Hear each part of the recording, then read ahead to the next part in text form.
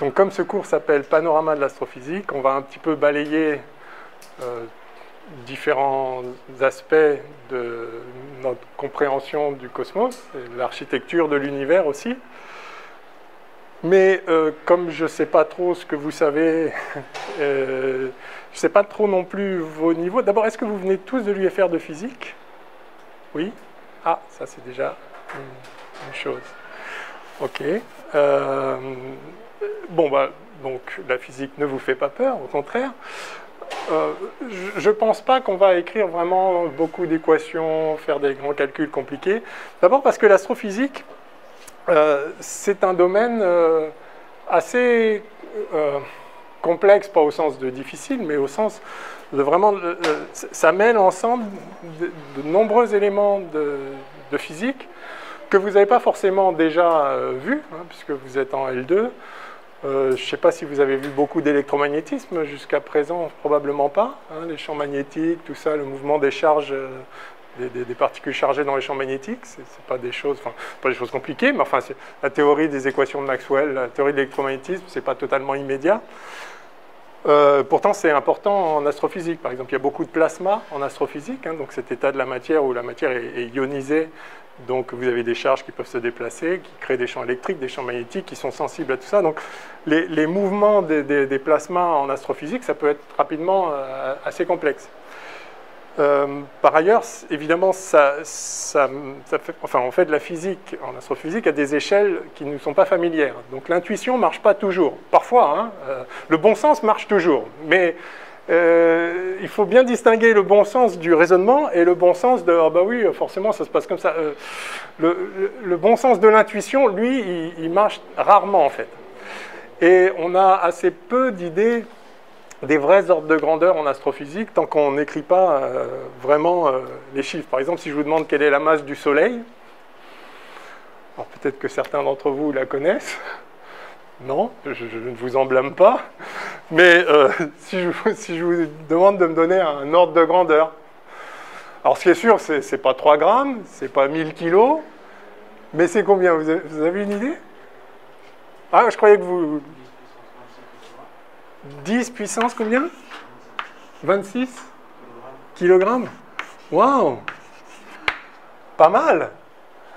Alors non, mais pas si mal. Ah bah du coup, j'aurais pas dû dire ça avant de me demander une autre estimation. D'après vous, c'est plus ou c'est moins? Vous dites plus? Plus? 10 puissance 35 kg? Plus ou moins? Ah, pas mal. Bon, c'est pas mal. On est quand même dans les bonnes eaux, je dirais. Mais vous voyez que si je vous disais, ouais, c'est 10-26, ou bien si je disais, non, effectivement, en fait, c'est 10-31, ça changerait quoi au fond? Enfin, je veux dire, on ne se représente pas mieux. Par contre, si on veut faire des calculs pour savoir quelle est la pression qui doit régner à l'intérieur du Soleil pour que ça ne s'effondre pas, alors évidemment, plus c'est massif, plus il faut de pression pour résister à l'effondrement gravitationnel. Et donc, il y a un moment où la valeur exacte de la masse du Soleil, elle va avoir une importance, bien sûr. De même pour le champ gravitationnel que le Soleil exerce sur la Terre, par exemple, ou sur les autres planètes, évidemment, si la masse est 10 fois plus grande, le champ gravitationnel est 10 fois plus grand. C'est aussi simple que ça. Mais vous voyez tout de suite que on a du mal à se représenter ces ordres de grandeur, même s'ils sont importants. Et en fait, c'est pour ça qu'à un moment, il faut écrire les choses, faire le calcul, et ce qu'il en sort échappe à notre intuition, parce que dire que c'est ça la masse, ou ça, c'est absolument pas dans notre intuition. Ce qui est sûr, c'est qu'on se dit, oui, c'est très, très, très lourd. Enfin, la Terre aussi, c'est très, très, très lourd. Alors, il se trouve que la masse du Soleil, alors étrangement, les astrophysiciens parlent en grammes. Ne me demandez pas pourquoi, enfin, vous pouvez me demander pourquoi si vous voulez. En fait, on utilise le système CGS, centimètres, grammes, secondes. On mesure tout en centimètres, en grammes et en secondes. Bon, j'essaierai d'utiliser des unités standards du système international.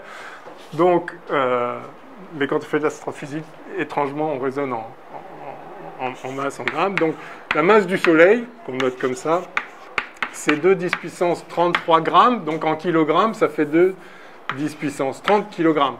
Pas mal. Enfin, pas mal. J'ai dit pas mal tout à l'heure parce que vous auriez tout aussi bien pu me dire 10 puissance 14 ou 10 puissance 52.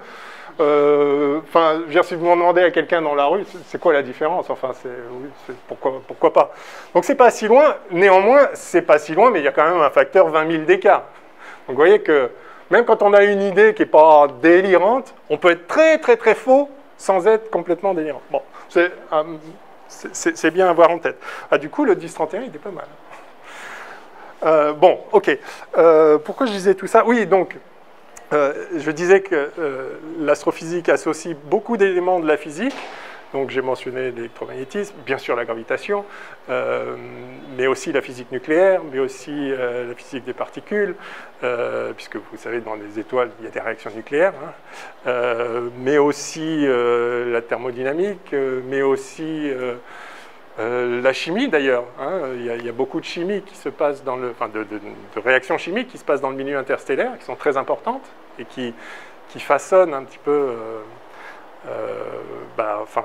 qui détermine certains aspects des phases du milieu interstellaire. On en parlera un petit peu. Quoi d'autre? Enfin, bon, évidemment, il y a de la physique quantique et de la relativité. Bon, donc, tous ces éléments, vous ne les avez pas encore vus. Donc, on ne va pas aller dans des détails qui nécessitent ça, mais on abordera quand même certains aspects, au moins au niveau qualitatif. Donc, beaucoup d'éléments de la physique et, comme je disais, des ordres de grandeur non familiers, avec aussi des conditions physiques telles qu'on ne puisse pas faire des expériences très facilement. Par exemple, prenons le champ magnétique. Qu'est-ce que vous connaissez comme valeur de champ magnétique un peu standard? Le champ magnétique de la Terre, par exemple, est-ce que vous connaissez ça? Vous savez que la Terre se comporte un peu comme un aimant, hein, avec un pôle nord, un pôle sud. Enfin, d'ailleurs, le pôle nord magnétique, c'est en fait le pôle sud, hein, puisque c'est pour ça que l'aiguille monte le nord. En fait, le pôle nord de l'aiguille pointe vers le sud. Bref, le pôle nord magnétique, le pôle sud magnétique est bon, vous connaissez cette structure polaire du champ terrestre, grâce auquel les boussoles fonctionnent. Est-ce que vous avez une idée de l'amplitude? Vous savez que le champ magnétique se mesure en Tesla, ou peut-être même pas en fait. Peut-être pas encore. Non, vous n'avez pas. Ah, bon, ok. Bon, alors le champ magnétique terrestre, ça se mesure en Tesla, du nom de M. Tesla, génie de la physique. C'est de l'ordre de 2 10 puissance moins 5 Tesla. C'est une unité, bon, très bien. Mais, et les champs magnétiques les plus intenses qu'on puisse faire sur Terre, enfin, disons, maintenant, on commence à faire encore un peu plus, mais un champ ultra intense qu'on sait faire sur Terre, c'est de l'ordre de 1 Tesla, voire 10 Tesla si vraiment on y va à fond. Donc, vous voyez que c'est presque 1 million de fois plus. Donc, c'est très difficile de faire des champs comme ça. Mais dans certains astres, en astrophysique, vous avez des champs magnétiques de 1 million de Tesla. Ou même 100 millions de Tesla.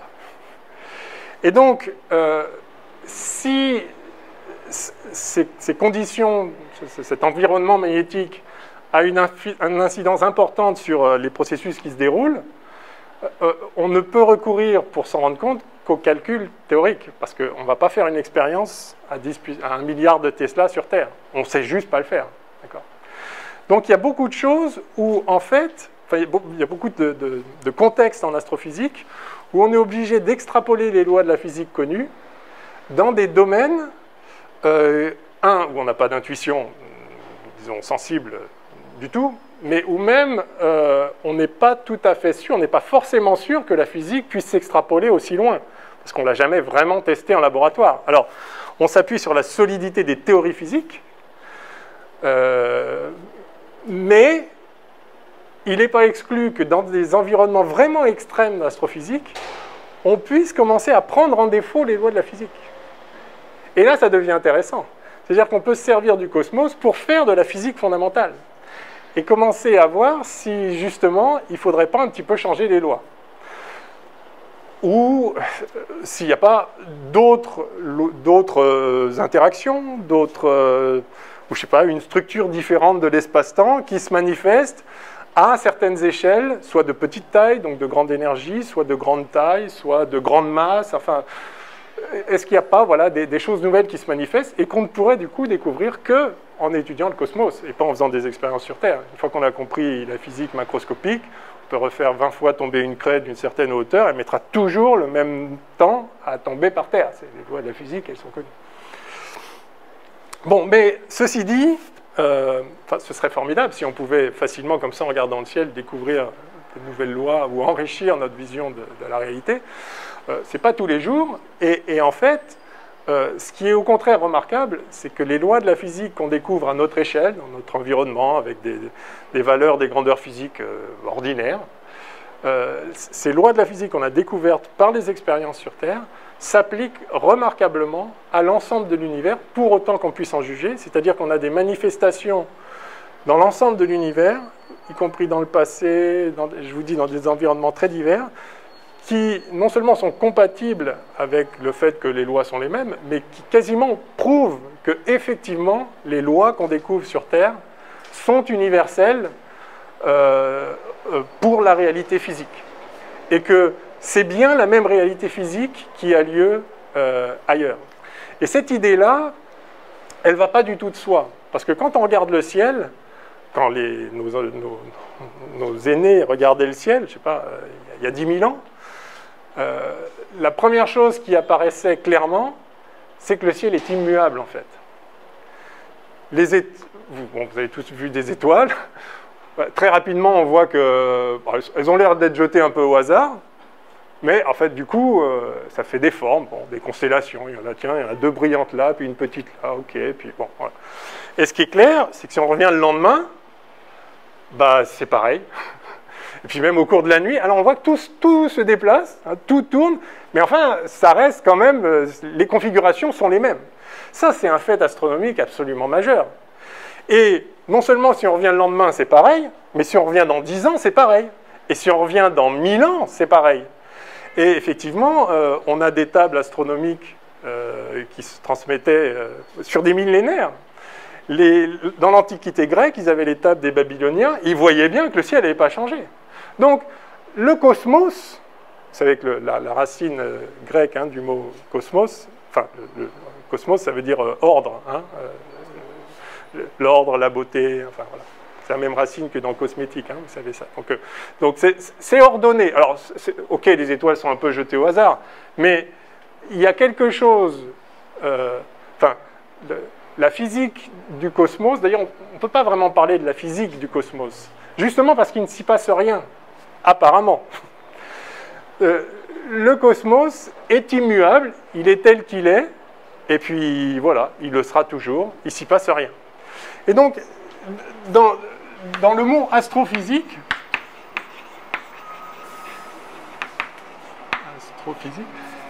il y a en quelque sorte un paradoxe. Donc, astre, ça c'est les astres, ok. C'est la même racine que âtre, hein, c'est voilà, un foyer, bon, il y a de la lumière. Ok. Et puis la physique, ça c'est les lois de la physique qu'on connaît. Enfin, vous savez qu'en grec, physis, ça veut dire nature. Bon, ben, c'est les lois naturelles, quoi. Enfin, c'est ce qu'on constate autour de nous. Et ce qu'on constate autour de nous, c'est précisément que rien n'est immuable. Mais rien. Même les rochers finissent par s'effriter.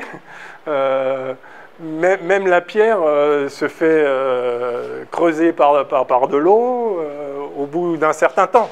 Alors, il y a des choses un peu plus résistantes que d'autres, mais enfin, tout naît et se développe et périt. Tout est affecté par l'environnement. Rien n'est immuable. Enfin, c'est une évidence. Et justement, la physique consiste à essayer de repérer des régularités dans les choses qui se passent et se rendre compte qu'en fait, il y a des lois, c'est-à-dire justement, une loi, c'est juste une formalisation d'une régularité. Quand je lâche un corps, il tombe, ok, c'est bien. Et quand je lâche d'une certaine hauteur, il met un certain temps à tomber, toujours le même. Et si je lâche un corps d'une hauteur 2 fois plus grande, il met racine de 2 fois plus de temps à tomber, toujours pareil. On voit bien qu'il y a des lois derrière tout ça. Donc la physique, c'est vraiment... c'est l'étude de la nature dans ses transformations, dans sa structure, bien sûr, dans son architecture, mais en tant que support de phénomènes. Des phénomènes, c'est-à-dire des choses qui se passent, des choses qui se modifient, etc. Et donc, parler d'une physique des astres alors que les astres sont immuables, c'est un peu étrange, en fait. Et l'astrophysique est née très très tard, essentiellement au XIXe siècle. Quand on a commencé justement à repérer que dans les données astrophysiques, il y a des éléments qui témoignent de ce que les lois qui s'appliquent sur Terre s'appliquent aussi à ces astres. Simplement avec des échelles telles que, oui, on ne voit pas de changement. Une étoile, elle est là, enfin elle est là, ou là, et elle n'a pas l'air de bouger, c'est-à-dire elle émet toujours la même lumière, toujours du même endroit. Mais, en réalité, alors évidemment tout ça tourne, bon, parce que la Terre tourne sur elle-même, donc le ciel a l'air de tourner, mais enfin, ok, ça c'est un mouvement d'ensemble, si on s'affranchit de ça. Alors évidemment, comprendre que c'est la Terre qui tourne plutôt que les astres, ça prend un peu de temps, ou pas d'ailleurs, mais d'une certaine façon, quelle différence? Alors maintenant, on sait quelle différence. Par exemple, parce que avec des histoires de référentiel galiléen, vous connaissez ça, cette notion? Voilà. Bon. Donc, si vous êtes en rotation, justement par rapport aux étoiles fixes, comme on dit, vous n'êtes pas un référentiel galiléen, vous allez voir des effets d'inertie se manifester, etc. Tandis que si vous êtes un référentiel galiléen, du coup, c'est pas pareil. Donc il y a une différence. Mais sinon, enfin, jusqu'à une date assez récente, qu'est-ce que ça peut bien faire, que ce soit le ciel qui tourne ou la Terre qui tourne? Simplement, quand on commence à regarder d'un peu plus près les mouvements des planètes, etc., on s'aperçoit qu'il y a un moment, non, ça ne tient plus, quoi. Si on veut vraiment comprendre ce qui se passe de façon simple, claire, et en plus mettre des lois derrière quantitatives, on voit bien que le modèle géocentrique, il faut le dégager, etc. Bon, on verra comment faire ça petit à petit. Mais ce que je voulais dire donc, c'est que bien que le ciel ait l'air immuable, en fait, oui, les étoiles, elles ne sont pas fixes. En fait, elles se déplacent, mais elles sont tellement loin que même si elles se déplacent très vite, et elles se déplacent très vite par rapport, on va dire, au référentiel galactique moyen, elles se déplacent très vite, de l'ordre de, je ne sais pas, 30 km par seconde. Oui, mais elles sont tellement loin qu'avant qu'elles soient déplacées d'une façon notable vue d'ici, il faut des millénaires. Voilà. Donc, on verra tout ça et ces différents ordres de grandeur, mais ce que je voulais dire ici, c'est qu'on va parler d'astrophysique. Je voulais souligner qu'il y a une espèce de hiatus entre astre et physique, de prime abord, à première vue. Et du coup, on va commencer en fait par la science du cosmos qui se faisait depuis toujours, c'est plutôt l'astronomie. L'astronomie, c'est où sont les choses. Et alors, la première remarque, c'est qu'effectivement, il y a des étoiles apparemment fixes. Alors, fixes les unes par rapport aux autres. Il faudrait que je mette apparemment, je vais mettre les guillemets. Avec tout ça qui tourne. Mais il y a quelques corps célestes, comme vous le savez, dans le ciel, qui, eux, ne gardent pas des positions fixes par rapport aux autres. C'est ce qu'on appelle les planètes. Hein.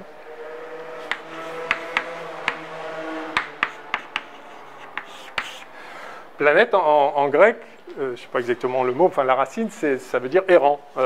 Errant. Ah, c'est un astre errant. Il erre dans le ciel. Un coup il est là par rapport aux étoiles, un coup il est ailleurs, c'est pas clair. Il n'y en a pas beaucoup des comme ça. Hein, il y a qu'on voit à l'œil nu facilement, alors pas facilement Mercure, parce qu'il est tellement près du Soleil qu'on le voit que juste un petit peu avant le lever, un petit peu après le coucher. dans les bonnes conditions, et en fait, à Paris, moi je ne l'ai jamais vu. Il faut que les horizons soient dégagés, il faut qu'il n'y ait pas trop... Bon, ouais. Bon, mais disons Mercure. Ensuite, vous avez Vénus, bien sûr, la Terre. Bon, la Terre, on ne la voit pas comme une planète, c'est de là qu'on regarde. Mars, Jupiter et Saturne. Alors, bien sûr, il y a Neptune, Uranus, mais on ne les voit pas, en fait, à l'œil nu. Donc, vous avez quelques astres errants, comme ça, mais très rapidement, on s'aperçoit que c'est pas si errant que ça. Ça fait quand même des choses, c'est pas n'importe quoi, c'est pas n'importe comment que ça se déplace dans le ciel. Ça fait des choses bizarres. Hein, il y a des planètes, si vous les suivez de jour en jour sur l'arrière-fond du ciel, qui, on veut dire des étoiles fixes, par exemple, vous avez Vénus qui est là, puis après elle revient, et puis après il repart. Il y a des choses bizarres. Mars et Vénus, ça fait des choses bizarres. Mais c'est quand même pas n'importe quoi. Et comprendre ça, c'est pas très simple. Déjà, bon. Quoi qu'il en soit, les premières observations sont évidentes. Il y a des étoiles fixes, et dedans, il y a des choses un peu plus bizarres, mais qui néanmoins sont permanentes aussi. C'est-à-dire, si Mars est là, en ce moment, il y a Jupiter là, en grand, là, plein sud, le soir. Jupiter est là, je dis en ce moment, parce que oui, si vous revenez demain, il y a encore. Et c'est bien la même, j'allais dire la même étoile, non, c'est bien la même planète. C'est bien le même point brillant. Et puis, au fil des semaines et des mois, vous allez voir qu'il se décale un petit peu. Mais c'est bien elle, c'est bien toujours elle. Donc, il y a quand même une permanence sur ces planètes. Bon. Alors, comment on procède? En fait, je voulais essayer de sonder un petit peu ce que vous savez et aussi ce que vous voulez savoir sur l'astrophysique. D'abord aussi, pourquoi vous avez choisi cette option? Vous avez bien fait, mais est-ce qu'il y a des choses particulières qui vous attirent? Qui veut dire un mot? Non? C'est juste intéressant, quoi. On est d'accord. Non, mais bon, vous n'avez pas d'attente particulière. Alors, en plus, donc j'ai appelé ça panorama de la physique. Alors, panorama, normalement, on est sur une montagne et puis on regarde un super panorama. Là, la différence, c'est qu'on est dedans. Ça change un peu la donne d'être dedans. Et effectivement, c'est plus compliqué de se situer au sein d'un environnement que de regarder de l'extérieur l'environnement. En fait, on fait partie du cosmos, bien évidemment. Et ça a été compliqué dès le départ. Parce que si on pouvait avoir un point de vue extérieur, par exemple, je sais pas, on prend un vaisseau, on va dans la galaxie, puis on regarde. Bah oui, c'est évident qu'il y a le Soleil, qu'il y a des planètes qui tournent autour. Voilà. Mais quand on est dedans, effectivement, on croit que le ciel tourne. Enfin, c'est naturel. Ce serait idiot de penser le contraire, puisqu'on le voit tourner. Bien sûr qu'il tourne. Alors, ceci dit, les gens ont compris très vite que ça pouvait aussi bien être nous qui tournons. Mais même si on comprend que ça peut être nous qui tournons, bah, d'ailleurs, on sait tous que c'est la Terre qui tourne. Bah, même nous, on dit le Soleil, il était là, puis maintenant il est là. On ne dit pas, non, le Soleil est toujours au même endroit, mais comme on a tourné, du coup, on croit qu'il est là, enfin, angulairement, il s'est déplacé. En fait, même en sachant parfaitement que c'est la Terre qui tourne sur elle-même, dire le ciel tourne, ou le Soleil se lève à l'est et se couche à l'ouest, enfin, c'est naturel. Hein. Mais, donc, je dis ça aussi pour éviter l'anachronisme qui consisterait à se dire ils n'étaient pas très futés quand même avant, quoi. Ça se voit, si tout tourne, ça se voit que c'est forcément nous qui tournons. Parce que une fois qu'on sait effectivement, par exemple, que les étoiles, il y en a plein, et elles sont à différentes distances, par exemple. Prenons cet exemple-là.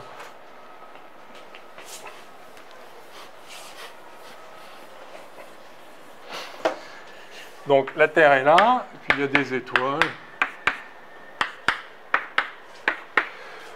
Voilà, enfin, c'est pas l'échelle, mais d'accord.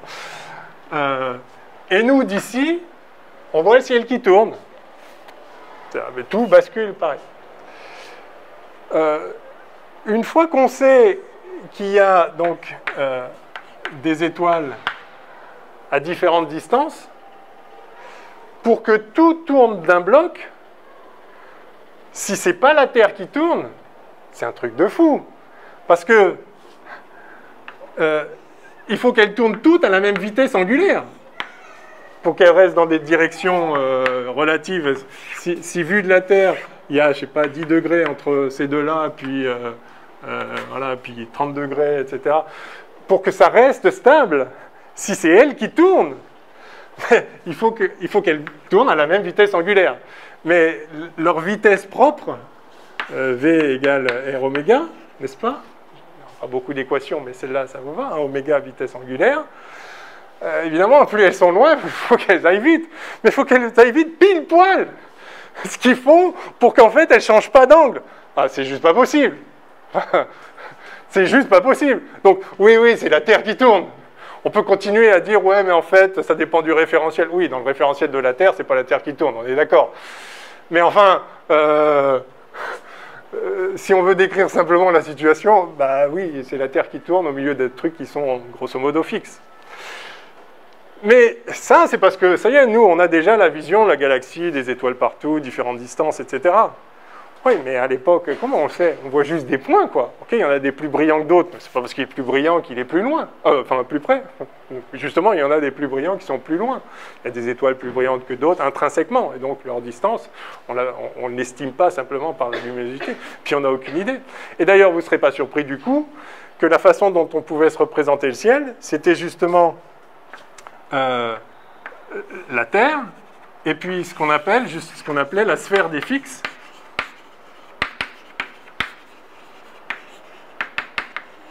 avec toutes les étoiles sur la même sphère. Justement parce qu'elles tournent toutes en bloc. C'est pas possible qu'elles soient à des distances différentes. Sauf si c'est nous qui tournons. Ah oui, d'accord. Et justement. Donc, vous voyez que certaines idées astronomiques nous paraissent naïves, mais en réalité, elles avaient leur cohérence interne. Elles n'étaient pas idiotes. Ça tient la route. Ça tient la route surtout si on ne cherche pas à expliquer des petits détails. Évidemment, de temps en temps, aller chercher les détails, c'est là qu'on découvre des choses qui nous font dire « Ah, mais en fait, c'est pas du tout ça. » Alors, on verra comment on peut le faire. Et je vais prendre l'exemple aujourd'hui de l'évaluation de la distance de la Lune. Enfin, déjà par Hipparque, par exemple. Même Aristarque, donc premier, deuxième et demi siècle avant Jésus-Christ, les astronomes grecs connaissaient la distance de la Lune. C'est un peu fou quand même quand on y pense. Parce que là, si je vous disais, alors si je vous demande la distance de la Lune, tiens, je vous demande la distance de la Lune, ça je pense qu'il y a beaucoup qui savent.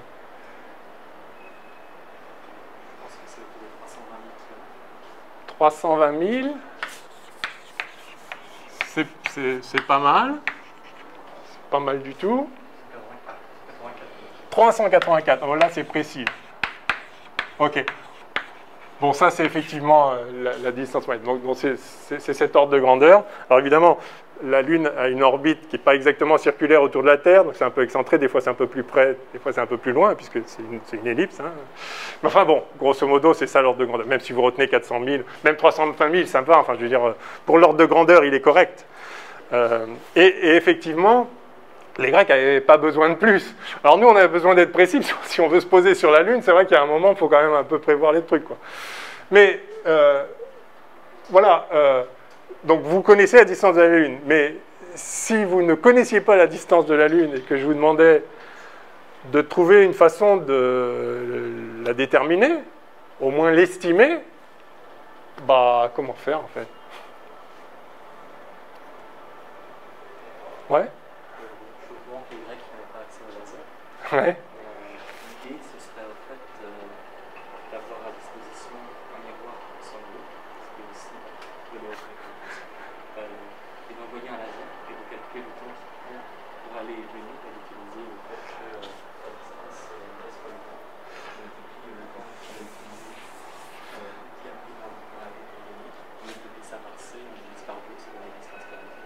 Bravo. Alors, c'est une bonne façon, effectivement, de calculer la distance de la Terre à la Lune. Alors, c'est une bonne façon de la calculer maintenant, hein, et même de la suivre en direct. C'est de disposer d'un miroir. Donc, je répète juste ce que vous avez dit, je ne sais pas si tout le monde a entendu, avec le bruit et le masque. Disposer d'un miroir sur la Lune, envoyer une impulsion laser depuis la Terre, viser, il faut quand même bien viser le miroir. Et on connaît l'aller-retour.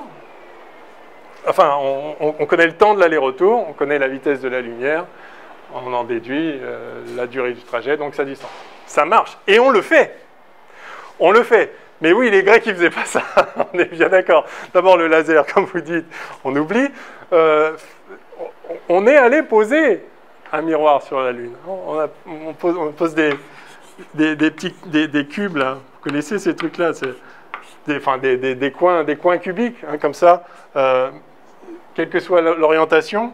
Hein, si vous regardez les lois de la réflexion, si vous arrivez en biais, ça rebondit un coup là, et ça repart dans la même direction. Hein, si les angles sont bien droits, voilà. Donc, c'est ce qu'on appelle des coins. Enfin, bon, bref.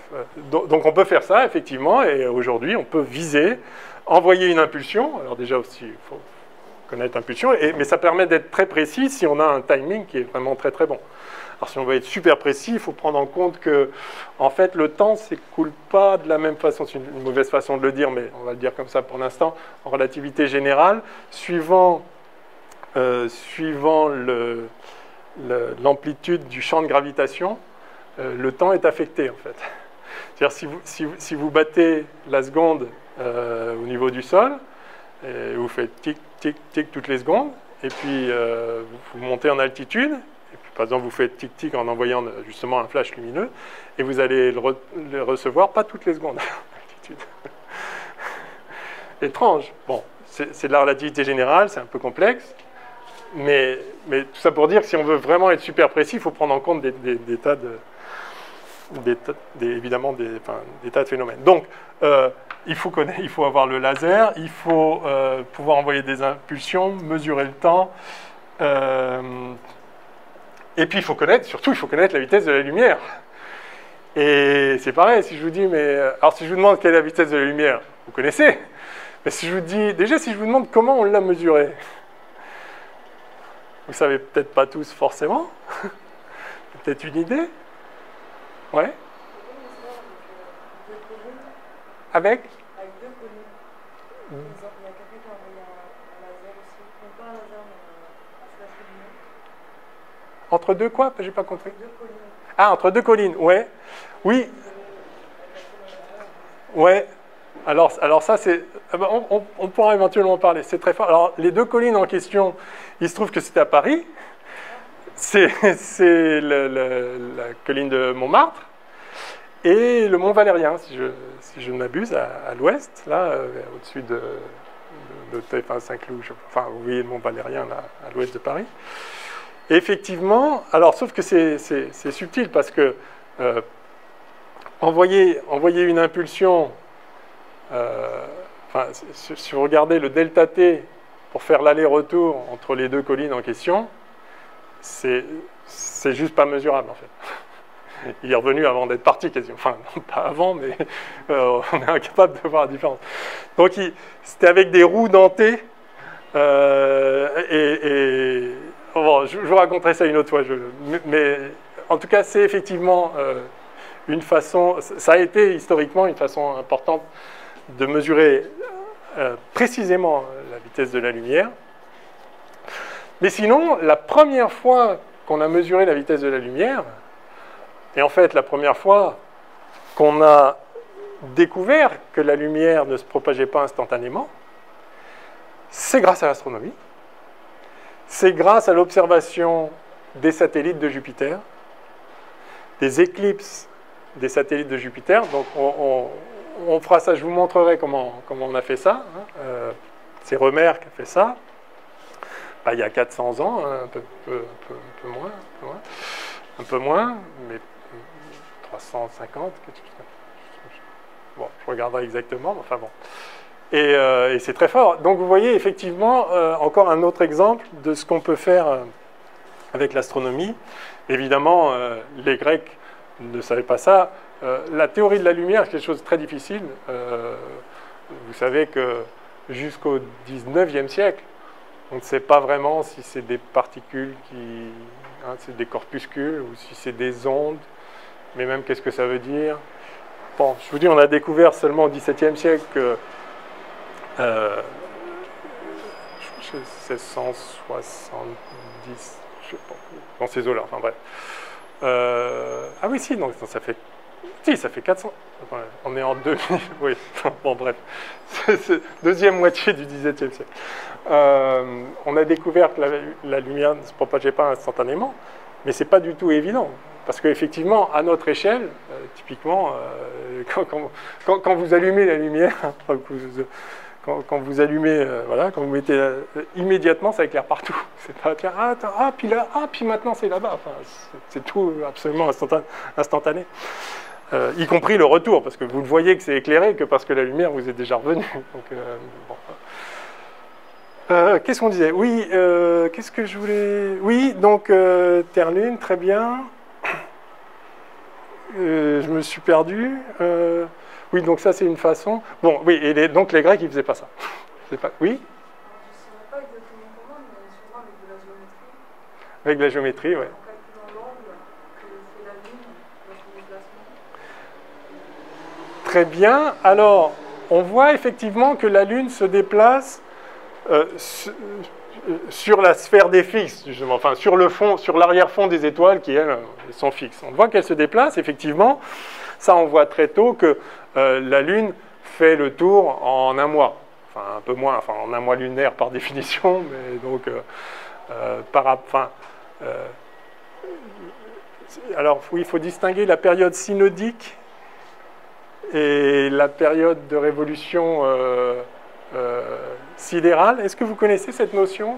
Période synodique, ça vous dit quelque chose? Alors, c'est l'occasion d'introduire cette notion qui pourra servir à un moment. Donc, synodique.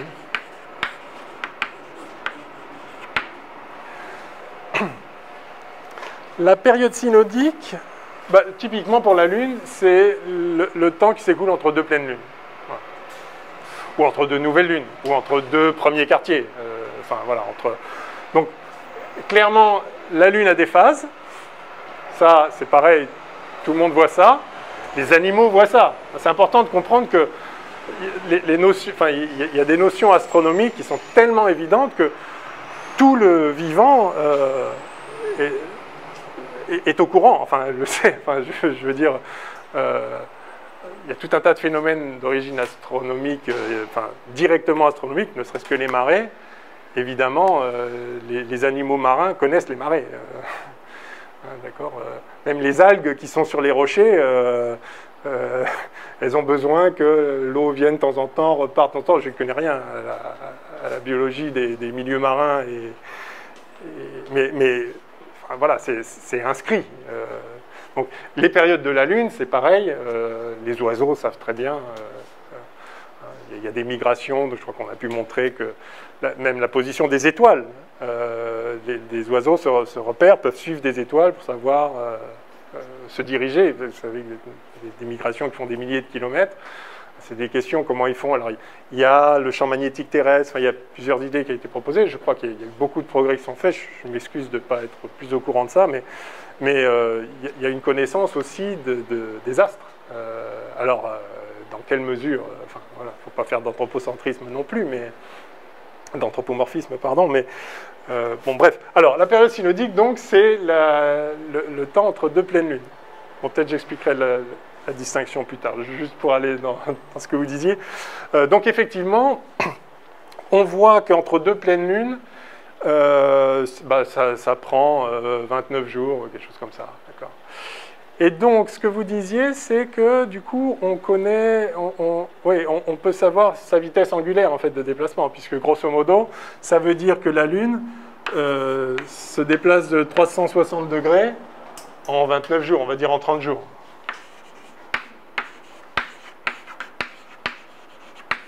Soyons simples.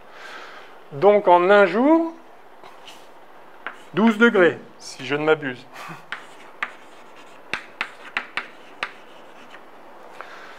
Intéressant ça. 12 degrés en un jour. Effectivement, si vous voyez la Lune aujourd'hui, vous regardez par rapport aux étoiles, où elle est, vous revenez à la même heure demain, bah, elle va s'être déplacée vers la gauche. Enfin, si vous regardez, oui, vers le sud, comme ça. Enfin, sur son, elle va avancer sur son orbite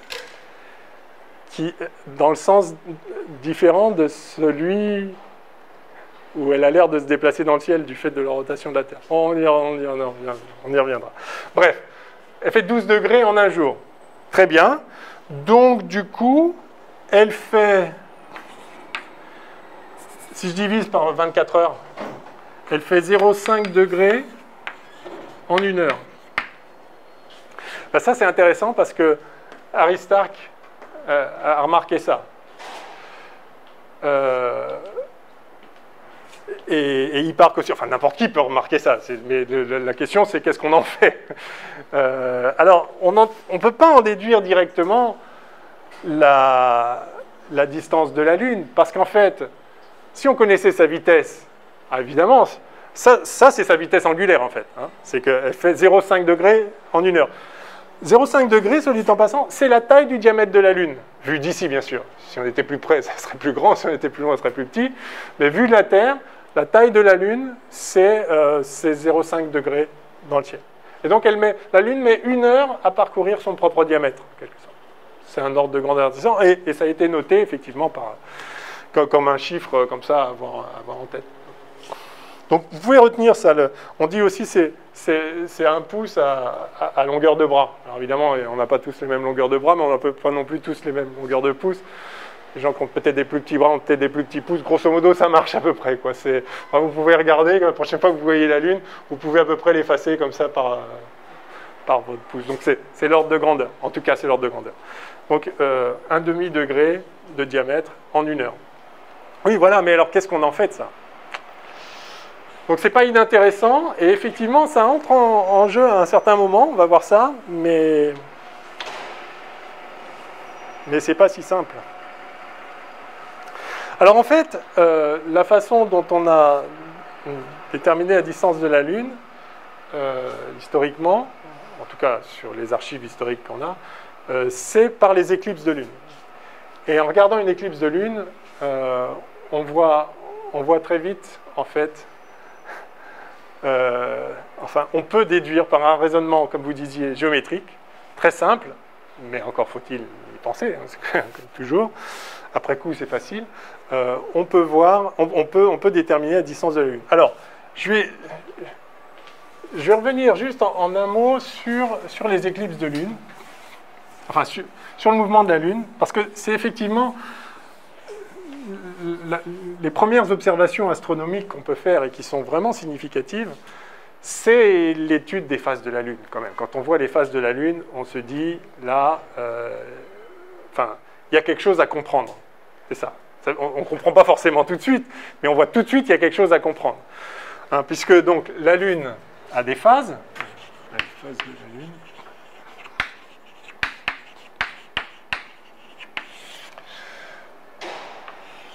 Donc quand elle est pleine, elle est pleine. Et puis, mais donc des fois on voit juste un croissant. Des fois on voit un croissant un peu plus grand. Je mets en rouge la partie lumineuse.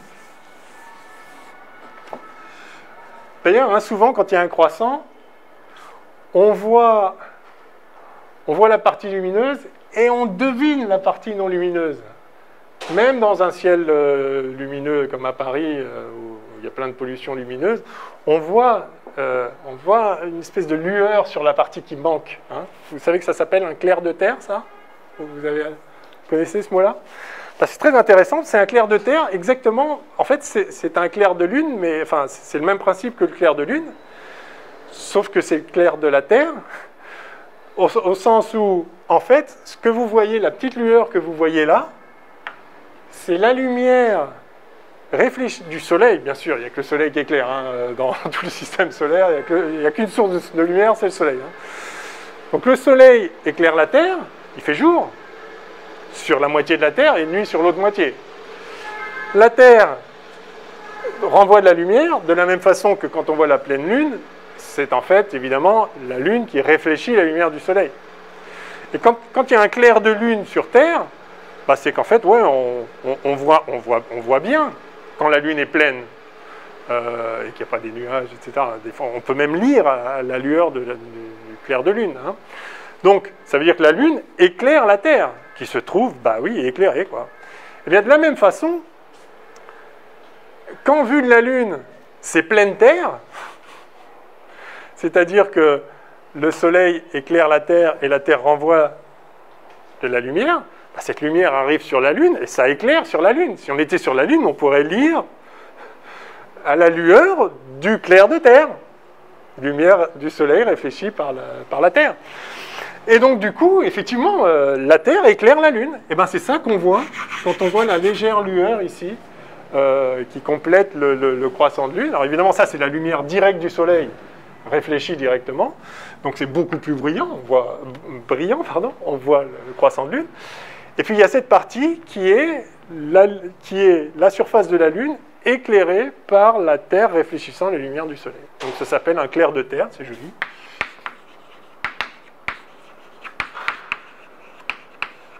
J'ai toujours trouvé que ces trois mots étaient très romantiques, mais c'est par ailleurs très beau à voir. Enfin, je pense que vous avez tous admiré déjà ce phénomène.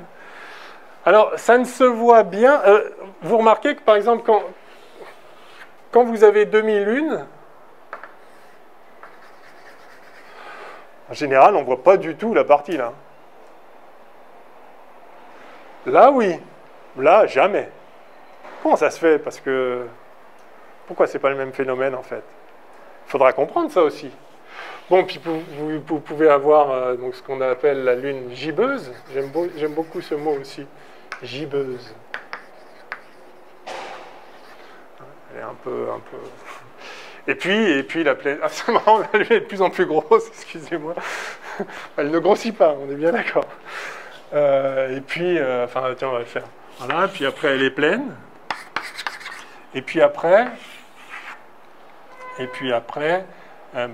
est gibbeuse dans l'autre sens. Et puis après, enfin bref. Oui, enfin bon, et après, c'est l'autre côté qui est éclairé. Et puis après, il y a un croissant comme ça. Et puis après, il n'y a plus rien. Nouvelle lune. Pleine lune, nouvelle lune. Et le temps va comme ça. Et c'est toujours comme ça. Et puis quand on est là, ça recommence. Et puis c'est un cycle. Voilà. Ça, quand même, quand on voit ça, on se dit... on se dit, il y a un truc à comprendre. Enfin, c'est pas un corps céleste. Déjà, première chose, on comprend tout de suite que c'est effectivement de la lumière réfléchie par le soleil. C'est pas un corps qui est noir de temps en temps, puis tiens, il se met à s'allumer, juste exactement en forme de croissant, puis le croissant devient de plus en plus grand, puis après il arrête de s'allumer par là, il s'éteint, et puis il reste allumé de l'autre côté, et puis il recommence tout le temps. Donc, évidemment, là, tout le monde comprend tout de suite que c'est en fait la lumière du soleil, surtout si on prête attention au fait que quand on voit un fin croissant ici, le soleil est toujours dans la direction par là. Soleil, Terre. Là, il fait jour. Là, il fait nuit, bien sûr. Et quand vous voyez un croissant comme ça, alors ça, c'est ce qu'on appelle le premier croissant. Premier quartier,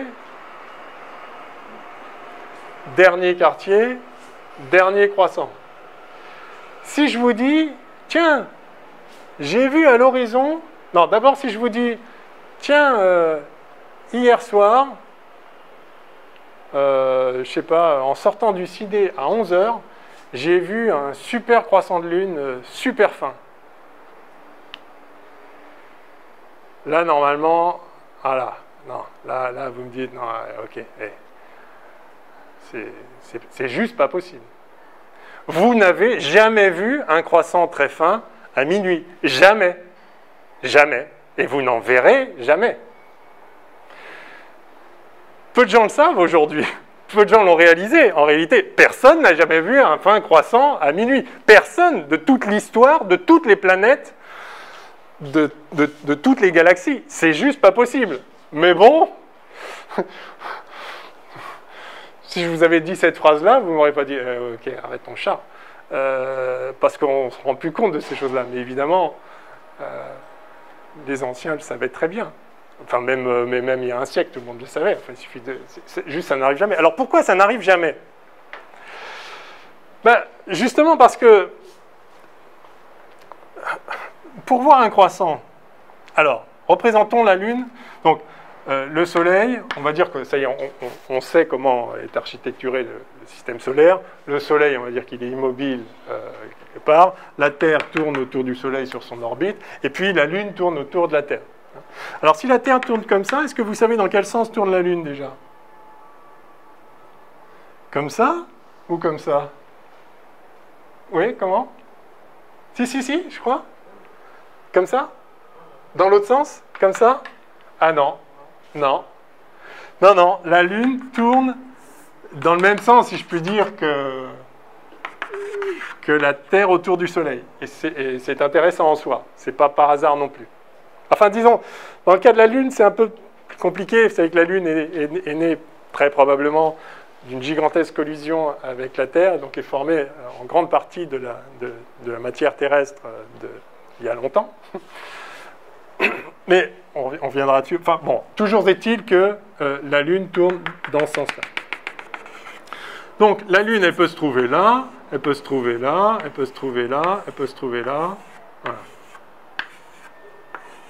Voilà, je fais quelques positions. Ok. De toute façon, sur la Lune comme sur Terre, à chaque instant, il y a la moitié qui est au Soleil et la moitié qui est dans la nuit.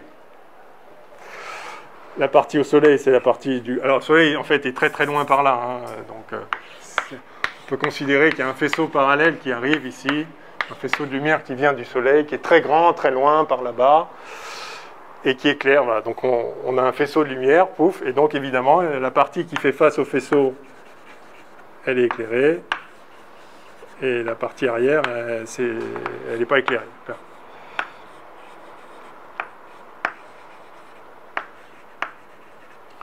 Ok. Bon, eh bien,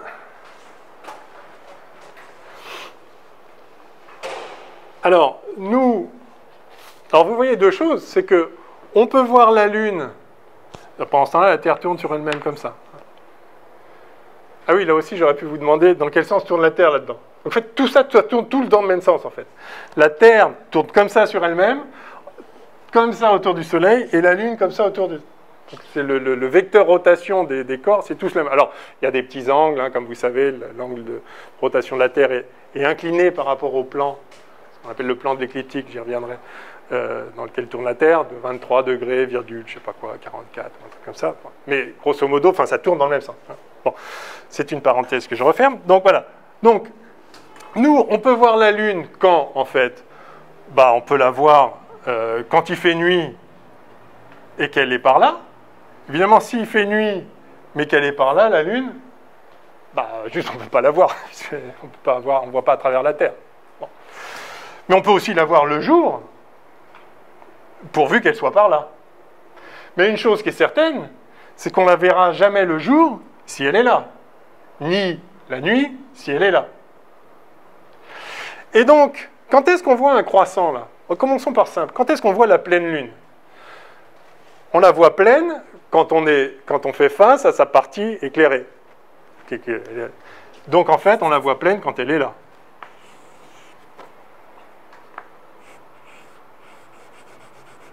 D'accord? Là, on est ici, et là, nickel. Et on la voit d'ailleurs exactement plein sud exactement à minuit. Quand on est au milieu de la nuit. Un peu plus tard, quand on sera là, ben on la verra toujours pleine, hein, mais on la verra vers l'ouest. Hein, parce que l'est est là, l'ouest est là. Hein, d'accord? Donc, c'est pareil, si je vous dis...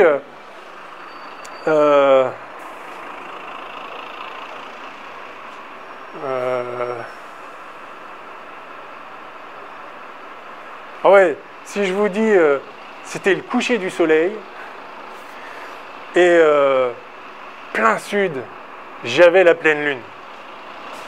Bah non. Bah non. Si c'est le coucher du soleil, je suis où? Je suis là. La Terre tourne comme ça. Là, quand je suis là, c'est midi. Puis là, le soleil, il va de plus en plus par là-bas. Puis quand je suis là, le soleil, il est à l'horizon par là. D'accord? Et là, je disparais, je rentre dans la nuit. Donc le coucher du soleil, moi, je suis là. Si je suis là, la Lune n'est pas plein sud. La Lune, elle est plein est. Enfin, suivant l'angle, ça peut être plus ou moins sud-est, nord-est, mais elle est du côté de l'est. Bah oui, elle est en train de se lever. Et ça, c'est aussi une observation. La Lune, quand elle est pleine, se lève quand le soleil se couche. Toujours. Quand c'est la pleine Lune, quand la Lune se lève, le soleil se couche. Ou l'inverse, je sais pas. L'est, là. Bon, bref. Ah oui. Et de même, parce que vous voyez que donc quand c'est pleine lune, hein, on est dans ce cas-là. Si vous êtes là, ok, il fait jour, ça commence à être un peu le soir, ça va bientôt être la nuit, mais enfin pour l'instant il fait jour. Évidemment, vous ne voyez pas la lune. À quel moment vous commencez à la voir? Bah, quand vous commencez à arriver là. Là, oui, là vous la voyez. Et vous la voyez à l'horizon par là. Et quand vous la voyez à l'horizon par là, il est où le soleil? Bah, à l'horizon dans l'autre sens. Dans l'autre direction. Le soleil se couche, la lune se lève. Parce qu'elle est pleine. Et de la même façon, donc là il fait nuit, là, quand vous arrivez là, il est minuit, vous êtes à la moitié de la nuit, la lune est toujours pleine. Elle se déplace un petit peu, hein, on a vu qu'elle se déplaçait de 12 degrés en un jour. Hein, donc elle se déplace, mais bon, supposons qu'elle ne se déplace pas pendant la journée. Enfin, en un jour, ça c'est pas très notable. Donc vous êtes là, la lune est toujours pleine, et vous la voyez... Et quand vous êtes là, au moment où vous allez commencer à rentrer dans le jour, donc le soleil se lève, bah, la lune se couche, ça y est, elle va disparaître sous l'horizon, de l'autre côté. Là, elle est à l'horizon par là, l'est, elle se lève, et puis là, elle est à l'horizon, et dans l'autre, enfin, par rapport à vous, c'est-à-dire, cette direction-là, c'est celle-là, hein, si ça tourne avec. Donc, dans la direction où s'est élevée la lune au coucher du soleil, se lève le soleil au coucher de la lune. Pas compliqué. Enfin, ça se voit par un dessin tout bête. Et donc, voilà pourquoi il n'est pas possible que vous voyez... Qu'est-ce que j'avais dit? Que vous voyez la pleine lune, plein sud, au coucher du soleil. Non. Si vous voyez la pleine lune au coucher du soleil, elle est en train de se lever. Et d'ailleurs, enfin oui, voilà. Bon, ok, alors revenons au croissant, parce qu'on était parti de là. J'ai l'air de perdre mon fil, mais pas du tout. Non, avant le croissant. Premier quartier, dernier quartier. Bah, manifestement, c'est là. C'est qu'en vue de la Terre, on voit exactement une moitié éclairée. Une moitié éclairée, une moitié pas éclairée. Du coup, quand c'est la partie gauche, donc vous êtes sur Terre, hein, donc vous regardez la Lune, enfin, on est comme ça. Donc vous voyez que c'est la partie gauche de la Lune qui est éclairée, c'est celle-là. Hein, ça, c'est là en fait. Ça, c'est là. Ça, c'est là. Du coup, vous voyez ce dernier... Alors, voilà. Quand est-ce que vous voyez se lever le dernier quartier? Tant que vous êtes là, vous ne le voyez pas. Là non plus. C'est quand vous arrivez là, alors là, vous commencez à le voir. D'accord? Je vous rappelle que c'est très très loin, donc... Parce que là, on a l'impression qu'il faut être un petit peu plus loin pour le voir, enfin, vu que c'est très loin. Dès que vous passez là, ici, en fait, dès que vous passez la ligne de minuit, c'est-à-dire que vous êtes au milieu de la nuit, alors le dernier quartier se lève. C'est d'ailleurs une très bonne façon de savoir exactement quand c'est le dernier quartier. Enfin, parce que des fois, c'est un peu plus, un peu moins.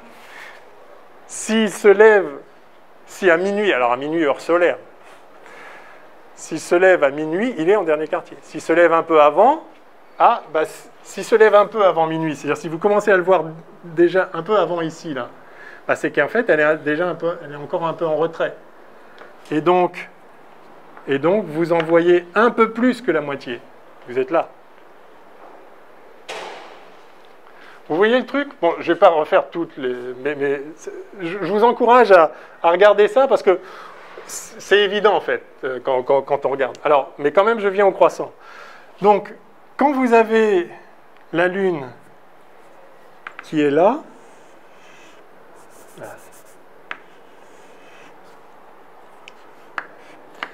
voilà la partie éclairée. Et vous, en fait, donc, pour la voir, la Lune,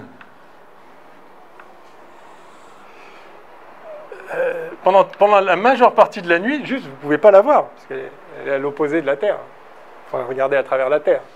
Vous ne pouvez la voir que tout juste avant de passer dans le jour, donc avant le lever du soleil. Donc c'est juste avant le lever du soleil que vous allez voir, que vous allez voir. Alors, quand c'est comme ça, c'est dur de faire un dessin propre, mais... En fait, voilà, juste avant le lever du soleil, là, vous voyez un petit peu ici, le bout, là, vous le voyez un petit peu, et pas du tout celui-là. On est d'accord? Est-ce que, je ne sais pas si vous voyez bien ce que...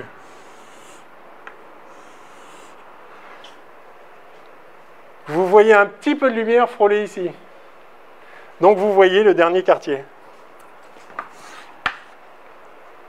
D'accord? Si... Faites le dessin vous-même. Là c'est clair. Là, on voit la partie gauche. Puis là, on en voit de moins en moins, puisqu'elle est de plus en plus cachée derrière. Puis là, il ne reste plus qu'un petit peu. Puis quand vraiment elle est là, c'est la nouvelle Lune. Là, on ne voit rien du tout, puisque c'est exactement la face opposée qui est éclairée. Quand elle est encore un peu décalée, c'est la face... Enfin, on voit un petit... Enfin, si elle est décalée, c'est comme si nous, on se décalait par rapport à elle. Donc, on voit un petit peu le coin de la lumière, là, à gauche. Donc, le dernier quartier, on le voit toujours au lever du soleil, juste avant le lever du soleil. Jamais vous avez un dernier quartier au début de la nuit. Jamais, jamais, jamais. C'est juste pas possible. Ce que vous avez au début de la nuit, c'est-à-dire juste après le lever du soleil ici, eh ben vous voyez que si vous êtes là, juste après là, vous voyez cette lune-là, vous voyez là le petit bout à droite là. Hop, c'est ça. C'est le premier quartier. Donc, vous voyez, c'est très simple, mais bon, il faut poser les choses et le voir. Donc, ce qui est sûr, c'est que vous ne voyez que les derniers quartiers que proches du lever, un peu avant, un peu après, puisque vous continuez à l'avoir un petit moment. Vous ne voyez les premiers quartiers que proches du coucher, etc., etc. Quoi qu'il en soit, même si aujourd'hui... on ne le sait pas, voilà, je pourrais vous bluffer en disant il y avait un dernier quartier à la tombée de la nuit. Non, jamais de la vie, mais voilà. Les anciens le savaient, évidemment. Il suffit de regarder. Eux, ils vivaient avec ça. Donc, ce que je veux dire par là, c'est que le fait que les phases de la Lune sont liées à la position relative de la Terre et du Soleil et de la Lune est une évidence. C'est une évidence que la lumière qu'on voit de la Lune c'est la lumière du soleil qui se réfléchit, et que suivant comment on la regarde, que évidemment, tout comme sur Terre, il y a une moitié qui est éclairée, et que donc si la Lune est là et qu'elle est éclairée, donc cette partie-là est éclairée, celle-là ne l'est pas, bah, si je me mets comme ça, je vois la droite qui est éclairée. Si je suis comme ça, bah, je vois rien du tout. Si je suis comme ça, je vois la gauche qui est éclairée. Et si je suis comme ça, bah, je vois tout éclairé. C'est aussi simple que ça, d'accord ? Et ça saute aux yeux, et il n'y a pas d'erreur possible, précisément parce qu'il y a cette régularité sur la position relative de ces trois corps. Donc c'est vraiment très très simple. Donc du coup, ça c'était parfaitement connu, compris. Vous voyez que, pour vous faire le dessin, j'ai dit le soleil est par là, fixe, la Terre tourne, mais enfin on regarde sur un mois, c'est pas beaucoup déplacé, etc. J'ai implémenté ce qu'on sait aujourd'hui de la structure du système solaire. Je n'ai pas du tout besoin d'implémenter ça. Le même dessin vaut si la Terre est immobile et que le soleil tourne autour et que la Lune aussi tourne. Ce qui compte, c'est les positions relatives. Donc rien de ce que j'ai dit ne nécessite d'abord d'avoir compris que en fait, la Terre tourne autour du Soleil, etc. Non. Ce que je viens de dire là, c'est vraiment l'évidence immédiate. Enfin, immédiate, une fois qu'on a observé les pleines lunes et les séries comme ça pendant 10 ans, 20 ans, 100 ans, 1000 ans. Bon, oui, on comprend. D'accord. Donc ça, c'est très bien connu. Alors, maintenant, si ça, c'est bien connu, qu'est-ce qu'on peut faire ? Alors, il y a le phénomène d'éclipse. Donc, une fois qu'on a les phases, il y a une exception à ce truc-là. Donc, ça, c'est voilà, tous les mois. Premier mois, deuxième mois, troisième mois, 2500 ans plus un mois, 2500 ans plus 2 mois. Voilà, sauf que de temps en temps, alors que c'est la pleine lune, et uniquement quand c'est la pleine lune, eh bien, elle est là, la pleine lune. Eh bien, en fait, non. Il y a un bout qui est grignoté, puis qui est encore un peu plus grignoté, puis un peu plus, et puis c'est tout noir. Et puis après, ça revient par là. La lumière revient, et puis revient, et puis revient, et puis c'est redevenu la pleine lune. Par exemple, ça aussi, si vous prenez quelqu'un dans la rue, ou votre petite sœur, ou votre grand frère, ou vous, je ne sais pas ce que vous voulez, et vous dites, mais en fait, t'as vu le beau croissant dans le ciel de la Lune, là, ben, ce soir, il va y avoir une éclipse, ça va être super. Bah non. S'il y a un croissant, il n'y a pas d'éclipse. Il ne peut y avoir d'éclipse de Lune que à la pleine Lune. Pourquoi ? Parce que qu'est-ce que c'est qui éclipse la Lune ? Bah, c'est la Terre. La seule chose qui peut s'interposer entre le Soleil qui éclaire la Lune et la Lune, bah, c'est la Terre. Alors, vous me direz, ça pourrait être autre chose. Je dis la seule chose, j'en sais rien. En fait, non, ça pourrait être 1000 choses. Un super vaisseau spatial qui passe devant, etc. D'accord. Mais, sauf que justement, les éclipses ne se produisent que quand c'est de la pleine Lune. C'est-à-dire quand, effectivement, la Lune est à l'opposé du Soleil par rapport à la Terre. Donc, justement, quand la Lune passe dans l'ombre de la Terre. C'est l'évidence, en fait, que c'est l'ombre de la Terre qui mange la Lune. Et d'ailleurs, du coup, on pourrait même se demander, mais en fait, mais alors pourquoi ça ne le fait pas à chaque fois ? Parce qu'en fait, à chaque fois qu'elle passe là, bah, elle est dans l'ombre de la Terre. Pourquoi il n'y a pas une éclipse à chaque pleine lune ? Quand vraiment elle passe à l'opposé. Parce que ce qui est sûr, c'est que quand c'est la pleine lune, il y a le soleil d'un côté, la lune de l'autre. Toujours, toujours. Comme je vous dis, il y en a un qui se lève, l'autre qui se couche. Toujours, toujours, depuis toujours et jusqu'à toujours. Alors pourquoi elle n'est pas tout le temps éclipsée ?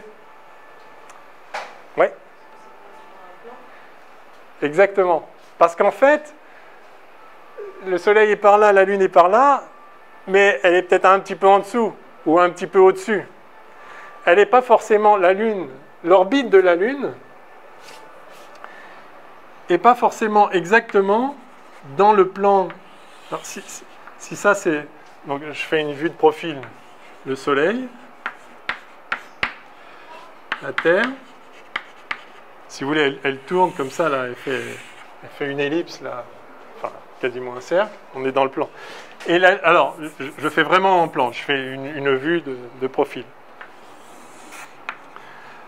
La Lune, en fait, donc elle tourne autour de la Terre, mais elle est un peu inclinée comme ça, elle tourne comme ça. Si elle tournait exactement dans le même plan, si elle tournait comme ça, la Lune, dans exactement le même plan, alors oui, à chaque fois qu'elle est pleine, elle est derrière le Soleil, la Terre, donc elle est dans l'ombre. Et à l'inverse, à chaque fois qu'elle passe devant, ah ben, elle masque le Soleil, et c'est une éclipse de Soleil. D'accord? Donc, si l'orbite de la Lune était dans le même plan que l'orbite de la Terre autour du Soleil, il y aurait une éclipse de Lune à chaque pleine Lune, et une éclipse de Soleil à chaque nouvelle Lune. Mais comme vous l'avez bien dit, en fait, la Lune, c'est pas pile poil. Je crois qu'il y a 5 degrés à peu près. Donc ça, c'est très exagéré. Hein. C'est presque le même plan, mais pas tout à fait. Et comme quand même elle est loin, la Lune, et que l'ombre de la Terre, elle n'est pas si grande que ça. L'ombre de la Terre, elle a la taille de la Terre, grosso modo. Donc, si au moment où donc le Soleil est par là, je suis la Terre, la Lune me tourne autour comme ça, si au moment où elle passe là, ben en fait, oui, mais son plan, il est comme ça, elle passe un peu au-dessus, bon, bah c'est bon, elle est éclairée. Et donc, je la vois pleine. Et puis après, quand elle va passer là, bah, je ne verrai rien parce que c'est l'autre face qui est éclairée, nouvelle Lune, mais par contre, elle ne m'éclipse pas le Soleil parce qu'elle est un peu en dessous.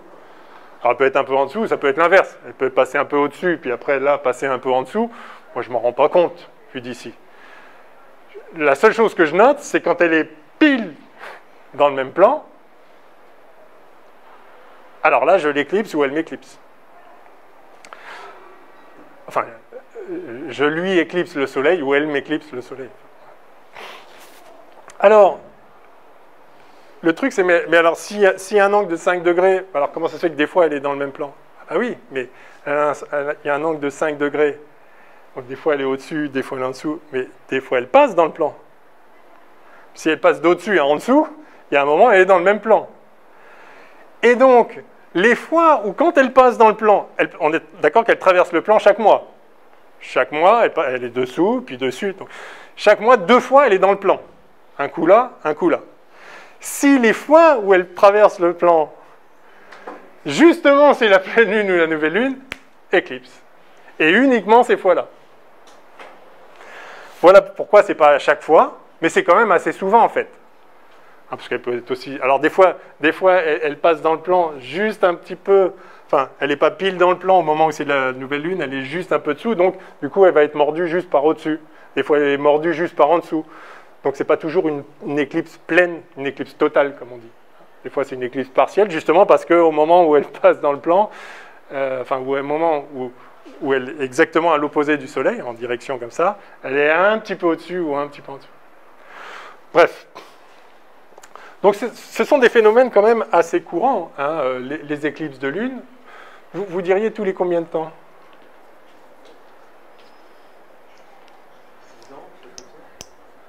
10 ans. Qui dit mieux? Je suis ravi que vous disiez ça parce que moi c'est ce que j'ai toujours pensé aussi, que c'était super rare en fait. Mais en fait c'est très très courant en fait. C'est tous les 18 mois.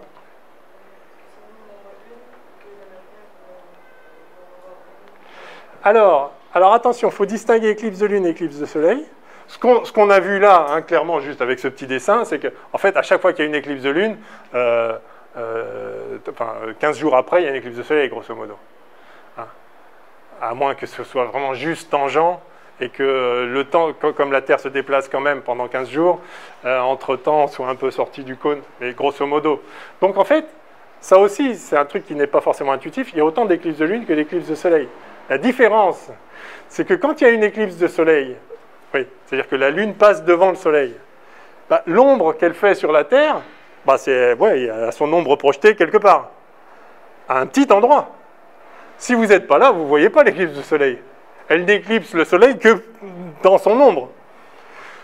Donc, en un point donné du globe, une éclipse de soleil, ça peut être très rare. Ça peut prendre 200 ans avant de revenir. D'accord ? Par contre, les éclipses de lune, la différence, c'est que si la lune passe dans l'ombre de la Terre, bah, elle est dans l'ombre de la Terre, elle est dans l'ombre de la Terre. Si l'éclipse de lune, c'est pour tout le monde. Si elle n'est pas éclairée, elle n'est pas éclairée. C'est, voilà, point. Donc, que vous soyez à New York, à Tokyo, où vous voulez, si elle est éclipsée, elle est éclipsée. Alors, si pendant qu'elle est éclipsée, donc l'éclipse de lune, c'est ici, hein, quand elle est...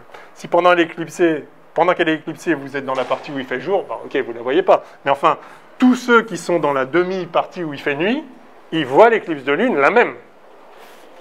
Voilà. Alors du coup, qu'est-ce qu'il voit? Et c'est là qu'on s'approche du point. Qu'est-ce qu'il voit? Il voit effectivement la Lune qui tourne à raison de, je l'ai effacé, on a dit son diamètre toutes les heures, donc 0,5 degrés par heure. Elle tourne, et puis à un moment, elle se fait grignoter. Pas parce qu'elle passe dans l'ombre de la Terre. En fait, c'est évident, c'est ça qui se passe, qu'elle rentre dans l'ombre de la Terre. Et puis, puisque, vu les configurations, et vu qu'il n'y a d'éclipse que quand c'est la pleine lune, etc., à la place de la pleine lune, vous attendez la pleine lune, d'ailleurs elle est pleine juste avant, hein, parce qu'on ne distingue pas à 2 degrés près, donc vous la voyez pleine, et puis d'un seul coup, elle se fait grignoter, c'est-à-dire, elle se fait grignoter par la gauche, toujours. Pourquoi? Enfin, quand vous la regardez comme ça, pourquoi elle se fait grignoter par la gauche? Pas parce qu'elle tourne comme ça. Hein, toujours, je suis dans cette configuration, j'ai le soleil derrière moi, je suis la Terre, donc c'est pleine lune, donc c'est le moment où elle est par là, elle se déplace petit à petit. Donc moi, je peux être là au coucher du soleil, ou là au lever du soleil, ou à minuit. On va dire que je suis à minuit, je l'ai face à moi, j'ai pleine lune, je suis à minuit, elle est plein sud, et je la vois qui rentre dans l'ombre de la Terre. Donc elle se fait grignoter à gauche, parce que l'ombre de la Terre, c'est quoi? C'est l'ombre de la Terre, c'est un cylindre. Elle se fait grignoter à gauche, de plus en plus, et puis là, elle est noire, elle est dans l'ombre, et puis petit à petit, je la vois qui sort de l'ombre, la lumière réapparaît par là, et puis ça y est, elle est sortie. Et donc il se passe toujours ça, mais ce que ça nous enseigne, ça, bah, c'est que la Terre est ronde. La Terre est ronde, on le voit, on voit son ombre. Si je vous cache un objet, je vous cache l'objet, mais je l'éclaire, et vous voyez son ombre. Alors, ça ne dit pas qu'elle est sphérique, mais ça veut dire qu'au moins dans cette direction-là, c'est rond. Alors, vous savez, il y a ces fameux objets, suivant la direction dans laquelle vous l'éclairez, ils peuvent être carrés, triangulaires ou ronds. Mais, sauf que la Lune, toutes les éclipses, tout le temps, c'est rond, c'est rond, c'est rond. Quoi qu'il se passe. C'est rond d'un côté, c'est rond quand elle rentre là, elle se fait grignoter comme ça. C'est rond quand ça sort, c'est rond partout, tout le coin. Même quand elle passe, quand c'est une éclipse partielle et qu'elle passe un petit peu au-dessus et qu'elle se fait juste grignoter le bas, ben, c'est quand même rond. Quand elle se fait grignoter le haut, c'est quand même rond. Ben, c'est rond tout le temps. La Terre est ronde. Il suffit de voir une éclipse de lune pour le savoir. Et bien sûr, les Grecs le savaient. Tout le monde a toujours su que la Terre était ronde. Qu'est-ce que ça peut être d'autre? Vous voyez la Lune, elle est ronde, le Soleil est rond, tout est rond. Vous voyez l'ombre de la Terre, elle est ronde. Bon, elle est ronde, pas de problème. Mais bien plus fort que ça. La Terre est ronde, et vous voyez son diamètre. Enfin, vous voyez son diamètre projeté sur la Lune. Oh, alors là, c'est très très fort. Ah, là, c'est très fort. Évidemment, vous ne savez pas à quelle distance est la Lune. Donc, disons, mettons que je projette une ombre. Je projette une ombre sur ce tableau, et ça fait ça. Si vous savez à quelle distance est le tableau, vous pouvez donner le rayon, le diamètre de cet objet. Et si vous êtes plus... Parce que vous connaissez, vous voyez sous quel angle vous le voyez, vous voyez l'angle, et si vous savez la distance, vous savez la taille. Parce que le même objet-là, bah, par exemple, vous derrière, vous le voyez plus petit, en angle. Plus vous êtes loin, vous le voyez petit. Mais si jamais vous connaissez la distance, alors vous mesurez l'angle et vous savez quelle est sa taille. Alors, sauf que là, c'est l'inverse qu'on va faire. C'est qu'à l'inverse, si vous connaissez sa taille, si je vous dis, ce truc-là, il fait 20 cm. Et maintenant, je vous dis, c'est quoi la distance du tableau? Voilà, vous prenez votre rapporteur, là, vous regardez, ah, ouais, tant de degrés. Ah, il fait telle distance? Ah, bah, je connais la distance. C'est aussi simple que ça. Et donc, en fait, en voyant l'ombre de la Terre sur la Lune, Hipparque, 2e siècle avant Jésus-Christ, et même Aristarque, un siècle plus tôt, en fait, de façon moins précise, mais parce qu'il s'en foutait de la précision. Comme je disais tout à l'heure, si on trouve que c'est 300 000 km ou 400 000 km, ça change. C'est bien d'avoir l'ordre de grandeur. C'est bien, et puis c'est intéressant de voir qu'on peut le trouver, en fait. Et que donc ça a un sens de parler de la distance à un corps qui est censé appartenir à un autre monde, à ce monde immuable du cosmos. Alors justement, ce n'est pas le cas de la Lune. Il y a des phases, etc. Mais les phases sont immuables. Enfin, donc c'est un peu la frontière. Hein. D'ailleurs, Aristote distinguait le monde supralunaire, au-delà de la Lune, et le monde sublunaire, qui est notre monde où les lois de la physique s'appliquent. Et le monde supralunaire, là c'est cosmique. Donc c'est un peu la limite. Bref. Donc on va voir exactement l'idée. Alors, oui, donc, lors d'une éclipse de Lune, on voit l'ombre de la Terre projetée sur la Lune.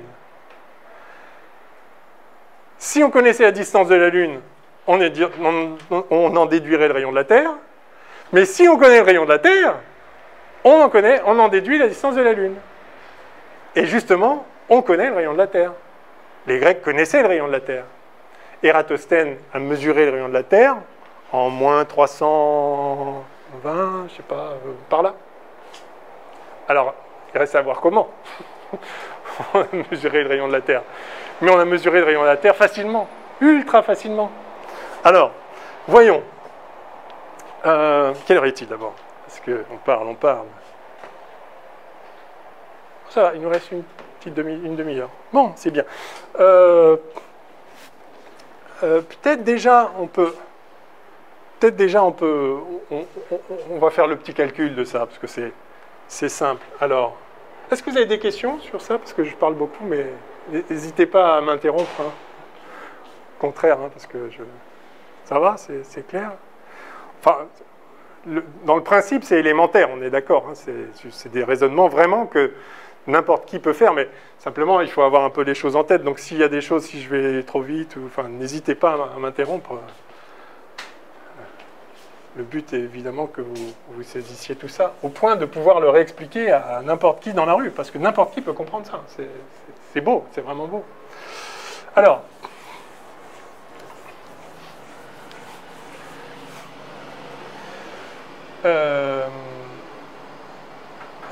oui, donc... Ah, oui, et c'est là on va reboucler sur votre remarque de tout à l'heure, qu'on connaît le déplacement angulaire de la Lune. Parce qu'en fait, il y a deux façons, et c'est là où Hipparque est très fort aussi. Mais on va voir. Il y a deux façons d'obtenir, en fait, le rapport entre le rayon de la Terre et le rayon de la Lune. Bon, on va voir. Donc, situation d'éclipse, voilà la partie obstruée. Et donc, alors aujourd'hui, on peut prendre des photos, c'est facile. Après, vous étudiez. Mettons que vous avez pris la photo de la Lune éclipsée. Ça, c'est dans la lumière. Enfin, même sans photo, on peut vite fait voir un dessin, surtout que ça dure quand même. Ça met bien 2 heures, une éclipse de Lune. Enfin, le temps qu'elle traverse entièrement. On va voir ça tout de suite, justement. Tandis que l'éclipse de Soleil est rapide, justement, parce que l'ombre sur la Terre, elle passe vite.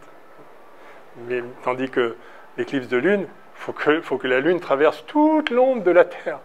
Et l'ombre de la Terre, justement, est plus grande qu'elle. Parce que la Terre a un rayon plus grand que la Lune. Et on le voit tout de suite, on le voit sur une image comme ça.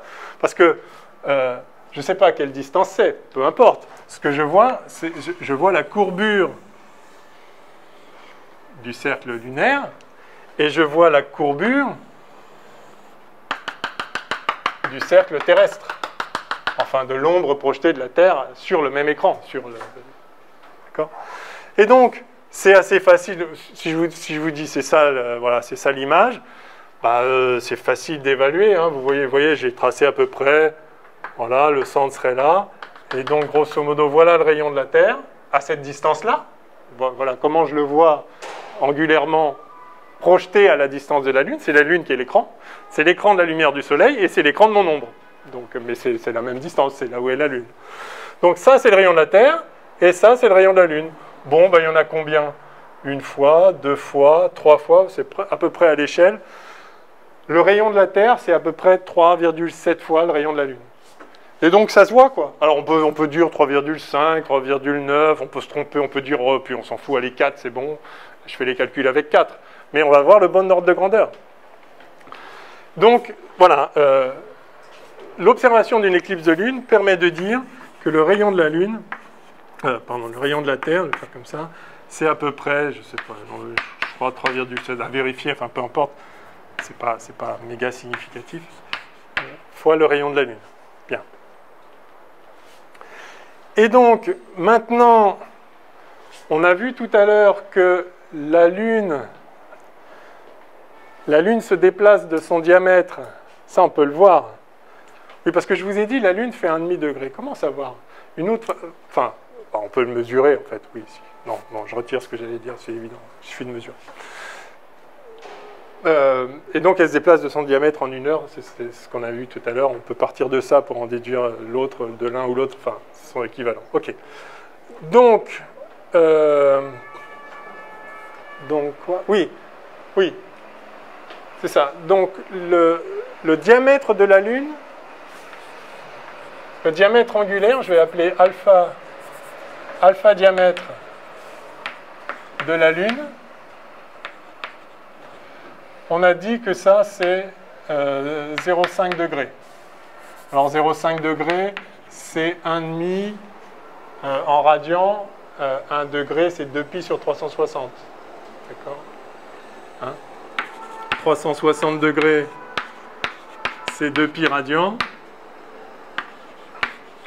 Donc, 1 degré, c'est 2pi sur 360 radian. On est d'accord? Donc 1,5 degré, c'est pi sur 360 degrés. Donc 1,5 degré, c'est-à-dire pi sur 360 radians. OK. Si c'est ça son diamètre angulaire, et si son rayon c'est RL, quelle est sa distance? Son diamètre angulaire apparent, on est d'accord que... pardon, c'est le diamètre. Non, là c'est le rayon. Qu'est-ce que j'ai dit? 1,5. C'est le diamètre. D'accord. OK. Bon, très bien. Donc c'est 2 RL. Donc là j'ai 2 RL, 2 fois le rayon de la Lune, qui correspond à, on a dit en radian, pi sur 360. Quelle est la distance? Or, normalement, c'est la tangente, enfin, c'est même 2 fois la tangente de la moitié de l'angle, si on veut. Mais enfin, l'angle est tellement petit que la tangente et l'angle, c'est pareil. Hein. On est d'accord, en radian. Hein. Vous pourrez jouer avec le sinus si vous voulez, c'est pareil. Le sinus, la tangente, l'angle, tout ça, c'est la même chose en radian, pour des angles petits. Et là, c'est le cas. Donc, en fait, on a 2 RL qui est égal à D fois alpha. D, la distance de la Lune, distance Terre-Lune. Et donc la distance Terre-Lune,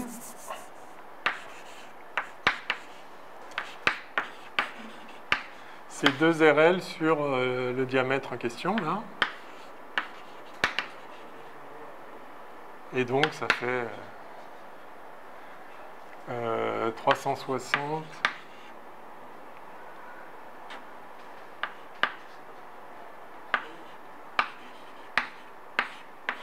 fois 2 RL sur pi. Bon, OK. Bon. Donc, si jamais on avait le rayon de la Lune, on aurait la distance, trivialement. Alors, comment avoir le rayon de la Lune? Le rayon de la Lune, il suffit de voir une éclipse pour voir que c'est 1 sur 3,7 du rayon de la Terre. Et donc, il suffit de connaître le rayon de la Terre. Alors, avant de venir au rayon de la Terre, juste vous faire remarquer qu'il y a une autre façon, si vous voulez, de confirmer ça. Et c'est intéressant aussi. Donc on peut le voir sur chaque image de la Lune éclipsée. On estime le rayon ici, et simplement en fitant mentalement un cercle. Puis on compare les rayons. Ça donne une bonne idée. Hein. Si on veut être très précis, il faut le faire mieux, mais c'est pas mal. Une autre façon, c'est qu'en fait, justement, lors de l'éclipse, la Lune passe dans l'ombre et puis sort de l'ombre. Et donc, en fait, ce qu'on voit, c'est... Alors, on ne voit pas l'ombre de la Terre derrière nous, puisque justement, c'est sombre. Mais on voit la Lune rentrer et on voit la Lune sortir.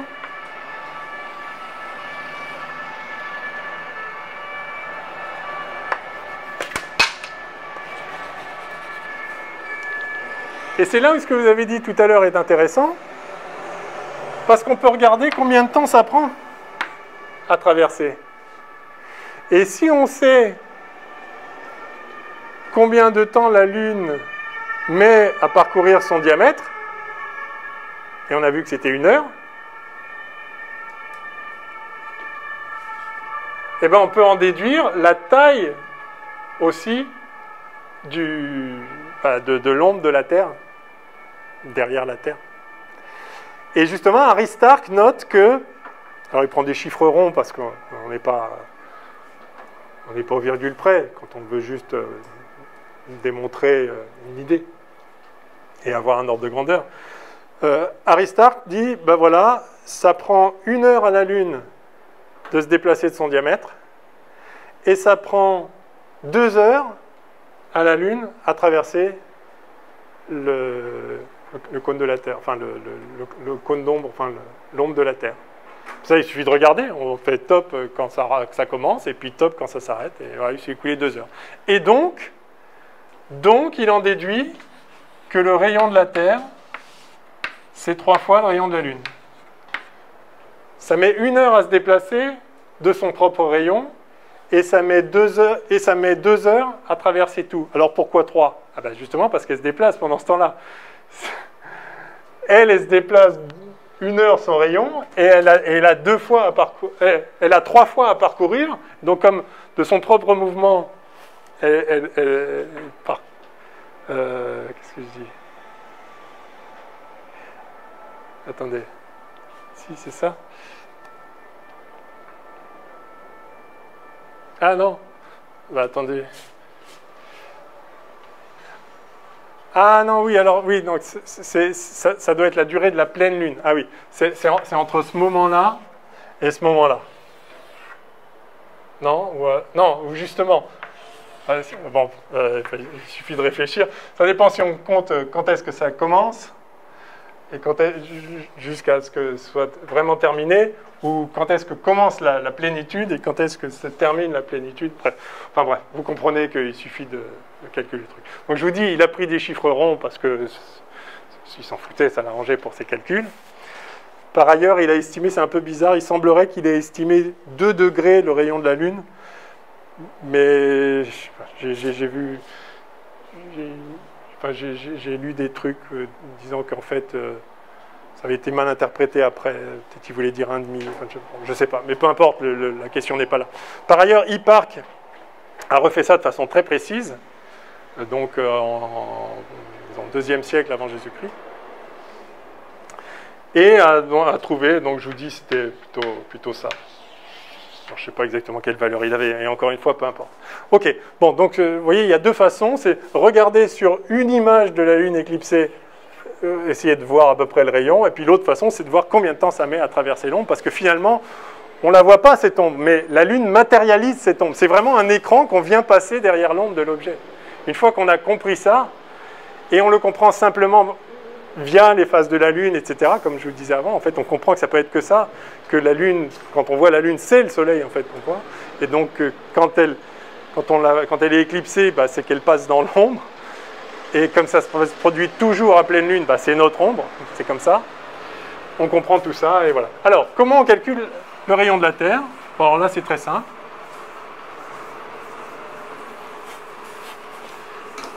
Vous savez sans doute, peut-être, certains d'entre vous. Non? Si je vous lâche sur une planète habitable, sympathique, hospitalière, combien de temps il va vous falloir pour déterminer la distance à une lune, s'il y a une lune, pour connaître le rayon de votre planète? Ouais. Peut-être en regardant la courbure de l'horizon. Pardon? Peut-être en regardant la courbure de l'horizon.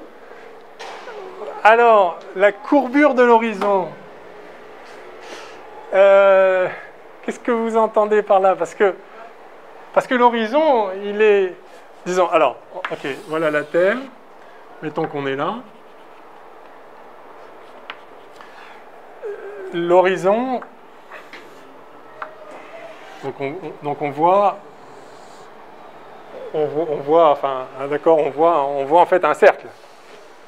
Et du coup, c'est pas courbe. Il faudrait être assez loin pour que ça soit... Pardon? Il faudrait être assez loin pour que ça on voit un peu la courbure. Ben, en fait, même... Enfin...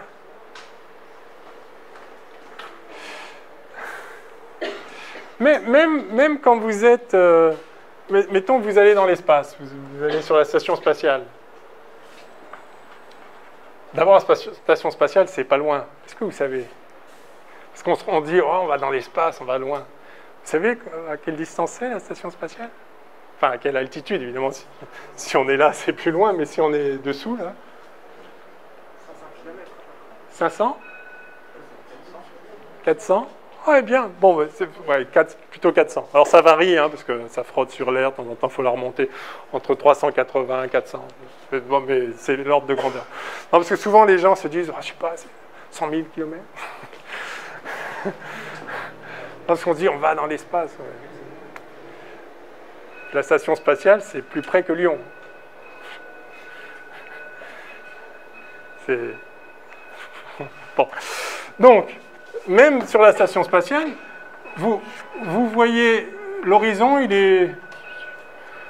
Je pense... Bon, ça se calcule, je dirais, il est peut-être à 2000 km, peut-être 2300 km. Donc, vous ne voyez même pas tout le rayon de la Terre, en fait, bien loin de ça. Du coup, ok, vous voyez un cercle, mais comment vous en déduisez le... On voit à quel point ça se courbe par rapport à la distance. Et du coup, on peut savoir à quel point ça courbe. Ah, oui, alors, je crois que je vois ce que vous voulez dire. Si vous... Ah, oui, c'est intéressant. Donc, si vous arrivez à voir la distance de l'horizon, par exemple, quand vous êtes au niveau de la mer, vous êtes sur la plage, et vous repérez un point à l'horizon, si vous êtes capable de savoir quelle distance c'est, par exemple parce que vous êtes sur la plage, et vous regardez le long de la côte un point vraiment à l'horizon, et je sais pas, vous reconnaissez la ville qui est là-bas, ou un arbre qui est là exactement à l'horizon, puis après vous y allez et vous calculez la distance. Donc, vous pouvez savoir quelle est la distance de l'horizon. Effectivement, ça c'est intéressant, parce que si vous connaissez la distance de l'horizon lorsque vous êtes à une certaine hauteur, effectivement, vous pouvez en déduire l'angle de la Terre, le rayon de la Terre. Ça c'est très intéressant, c'est très difficile à faire en fait de façon précise, je pense, parce que repérer précisément un point, c'est-à-dire distinguer entre... Enfin, savoir quel est le point qui est vraiment à l'horizon, et un peu devant, un peu derrière, c'est pas forcément facile. Mais c'est une très bonne idée, et ça fonctionne. D'ailleurs, est-ce que vous avez une idée aussi de l'ordre de grandeur de l'horizon vous êtes debout sur la plage, vous faites, je sais pas, on va dire 2 mètres ou 1,50 m, je sais pas, un truc facile, on va dire 2 mètres, enfin, on fait 2 mètres, on est 2 mètres au-dessus du niveau de la mer.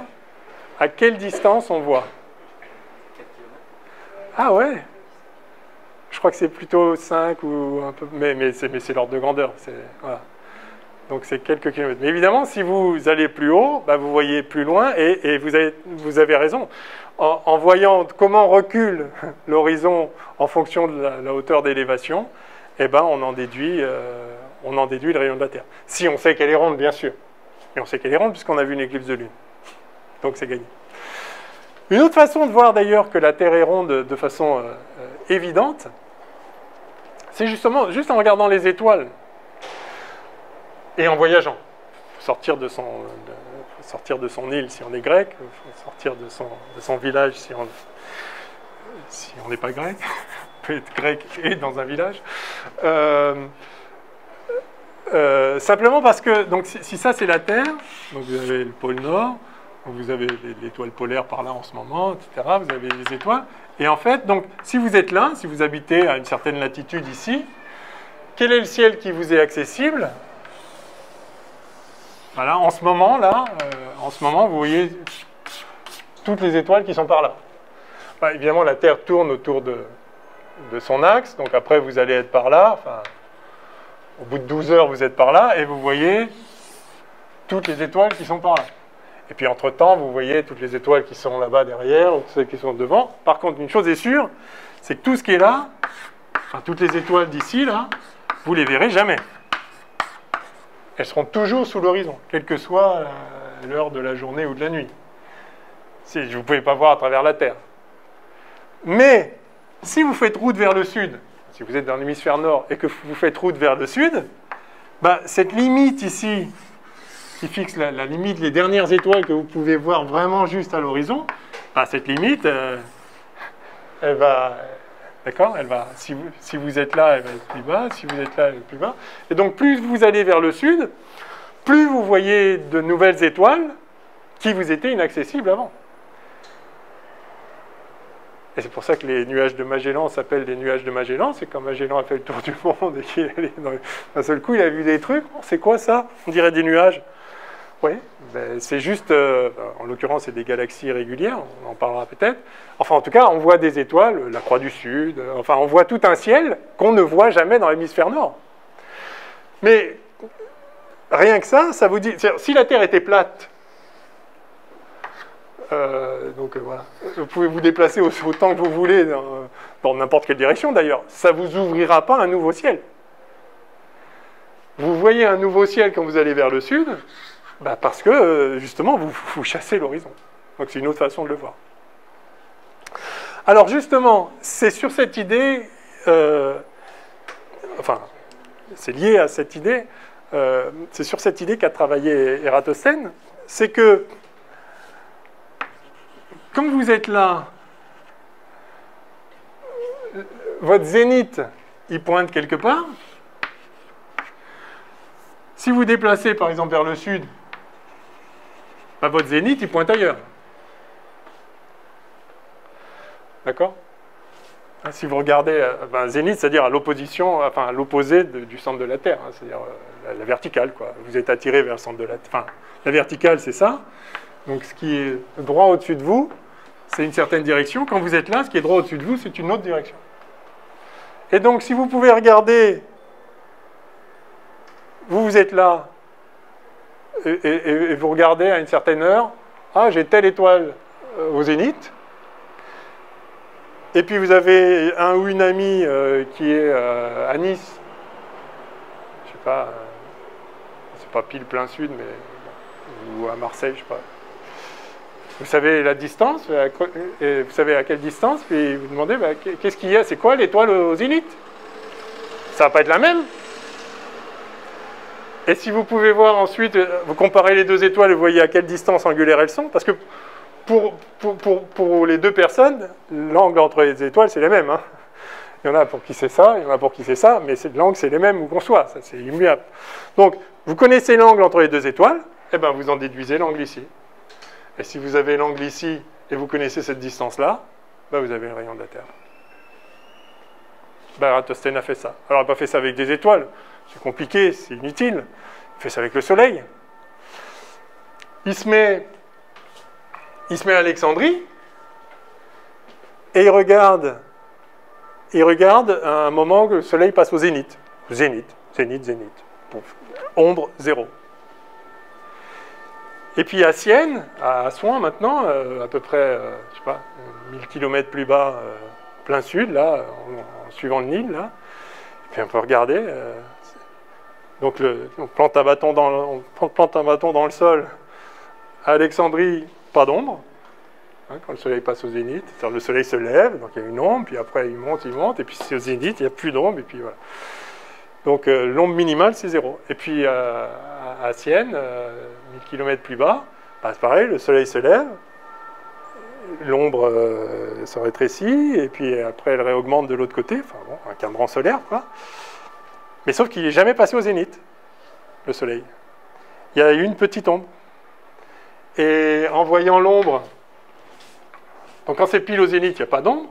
Quand le soleil n'est pas pile au zénith, bah, il fait une petite ombre. Et plus il est près du zénith, plus l'ombre est petite. Mais si vous connaissez la hauteur de votre bâton, il suffit de mesurer la longueur de l'ombre, bah, vous avez l'angle ici. Et donc vous savez à quel angle, au plus près du zénith, le soleil est passé. Et ben vous avez donc cet angle-là, c'est l'angle de la vue du centre de la Terre entre les deux villes. Très exactement. C'est même pas relié à, c'est cet angle-là. Puisque c'est la différence entre le zénith, le zénith à cet endroit-là qui est la direction du Soleil, et le zénith à cet endroit-là qui n'est pas la direction du Soleil, et qui donc, si c'est ça le Soleil, eh ben, l'angle avec la direction du Soleil, c'est exactement l'angle de l'ombre projetée. Enfin voilà, donc il suffit de mesurer. Donc, vous voyez quand même, quand on n'est pas trop idiot, et reconnaissons ensemble que c'est pas non plus être très intelligent. Enfin, si, c'est très très fort. Non, je veux dire, il faut y penser, il faut juste se dire déjà que c'est possible, et puis, enfin, il faut avoir l'esprit géométrique, etc. Mais aujourd'hui, c'est trivial. Enfin, je veux dire, maintenant, enfin, d'accord, 2300 ans après, c'est pas non plus extraordinaire. Mais donc, ça veut dire, si on réfléchit un peu et qu'on commence à penser géométrie, en mesurant l'ombre d'un bâton, on a le rayon de la Terre. C'est quand même fort. C'est beau la géométrie. La géométrie élémentaire, on est d'accord, on n'a pas fait des trucs, des intersections de cônes avec des sphères, etc. D'accord, c'est un angle. C'est Thalès. Alors, vous me direz, il faut connaître la distance entre Assouan, enfin entre Sienne et Alexandrie. Oui, bah, on la mesure. Hein.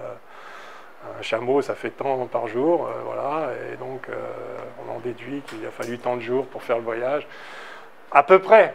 Alors il se trouve qu'en fait, la mesure d'Ératosthène est très précise, bien plus précise en fait que sa vraie précision, enfin, c'est-à-dire, il a eu un peu de chance en quelque sorte, mais la question n'est pas là.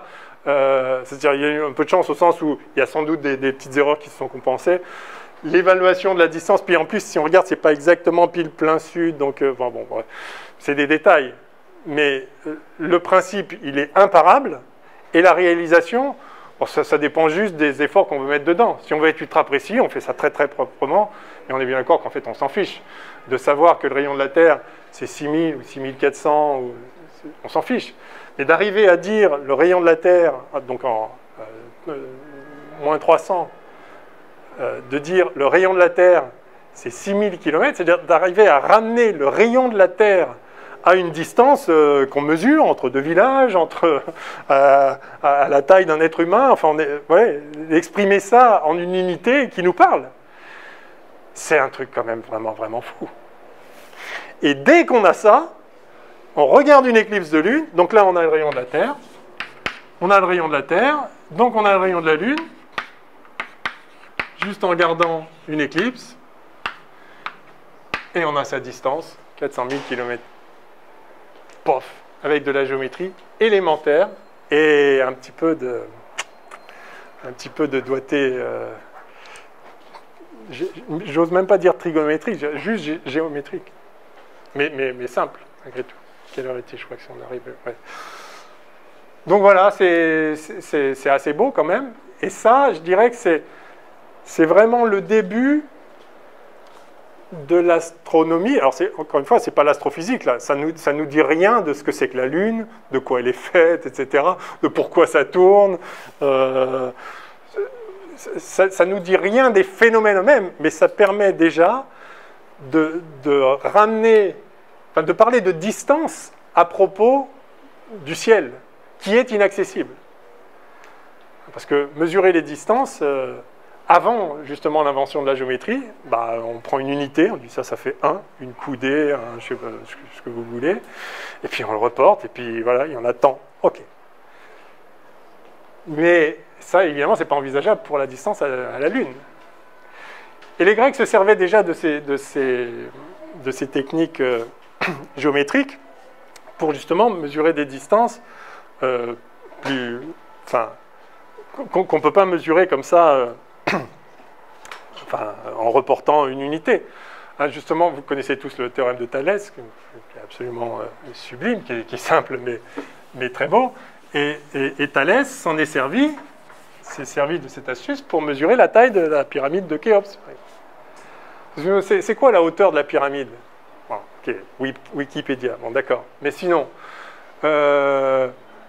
c'est pas si simple, parce que, ok, vous pouvez monter, mais oui, mais ça monte en biais. Donc vous pouvez mesurer la pente. Et puis d'abord, pour monter, enfin, surtout si à l'époque c'était recouvert, c'était lisse, bon bref. Mais Thalès dit, bah, c'est très facile, donnez-moi un bâton. Et on n'en parle plus.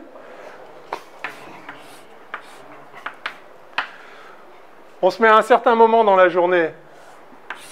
Le soleil, et mettons qu'il est par là. Ok. L'ombre se projette là. Il suffit de mesurer cette distance au sol, et puis de planter un bâton.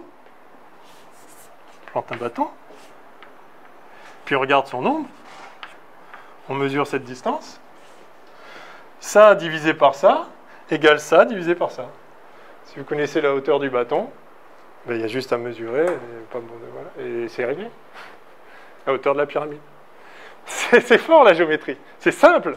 Mais qu'est-ce que c'est fort? De même, ils utilisaient très souvent des techniques comme ça pour estimer, par exemple, la distance des bateaux sur la rive. Quand vous avez des navires, par exemple, qui viennent vous attaquer ou qui vous ravitaillent, je ne sais pas si vous êtes optimiste ou pessimiste. Et comment savoir à quelle distance? Bah, vous vous mettez là sur la rive, là, vous êtes sur la rive, là c'est l'eau. Puis vous mettez quelqu'un d'autre là sur la rive aussi. Vous comparez l'angle. Là, vous mettez par exemple un angle droit, enfin, c'est pas forcément un qui est droit. Enfin, vous avez les deux angles sous lesquels vous voyez le bateau, vous en déduisez la distance et on n'en parle plus. Trigonométrie, élémentaire. Ça marche bien. Cette technique, qui est la technique qu'on appelle de la parallaxe, c'est-à-dire que vous ne voyez pas les choses dans la même direction suivant où vous êtes, évidemment. Là, j'ai un truc pile en face de moi. Si je me mets là, bah, je le vois un peu à droite. Si je me mets là, je le vois un peu à gauche. Cette technique-là est la technique qui a été utilisée pour mesurer les distances dans le système solaire. La distance de Jupiter, d'abord. Et bon, on verra ça rapidement. Je ne ferai pas les détails, peut-être probablement la prochaine fois. Mais aussi, c'est comme ça qu'on a estimé pour la première fois les distances des étoiles. Et ça, c'est très fort. Parce qu'effectivement, les étoiles sont très très loin. Donc si je vois une étoile par là, et puis que vous êtes là à 3 mètres à côté de moi, je vais dire, ouais, moi je la vois pile en face, et vous là, c'est combien? Bah, pour vous aussi, c'est pile en face. Et même si vous êtes à 3 km, et même si vous êtes à 300 km. Donc c'est pas facile. Mais il y a un truc très fort. C'est que la Terre tourne autour du Soleil. Et donc, entre maintenant et dans 6 mois, quand j'aurai fait le tour, là, c'est pas 3 km. C'est 2 fois la distance Terre-Soleil. C'est 300 millions de kilomètres. Et là, on commence à jouer. Ça reste difficile. Mais ils ont réussi. Ils sont forts. Nos prédécesseurs sont très forts. Bon, je vais peut-être m'arrêter là.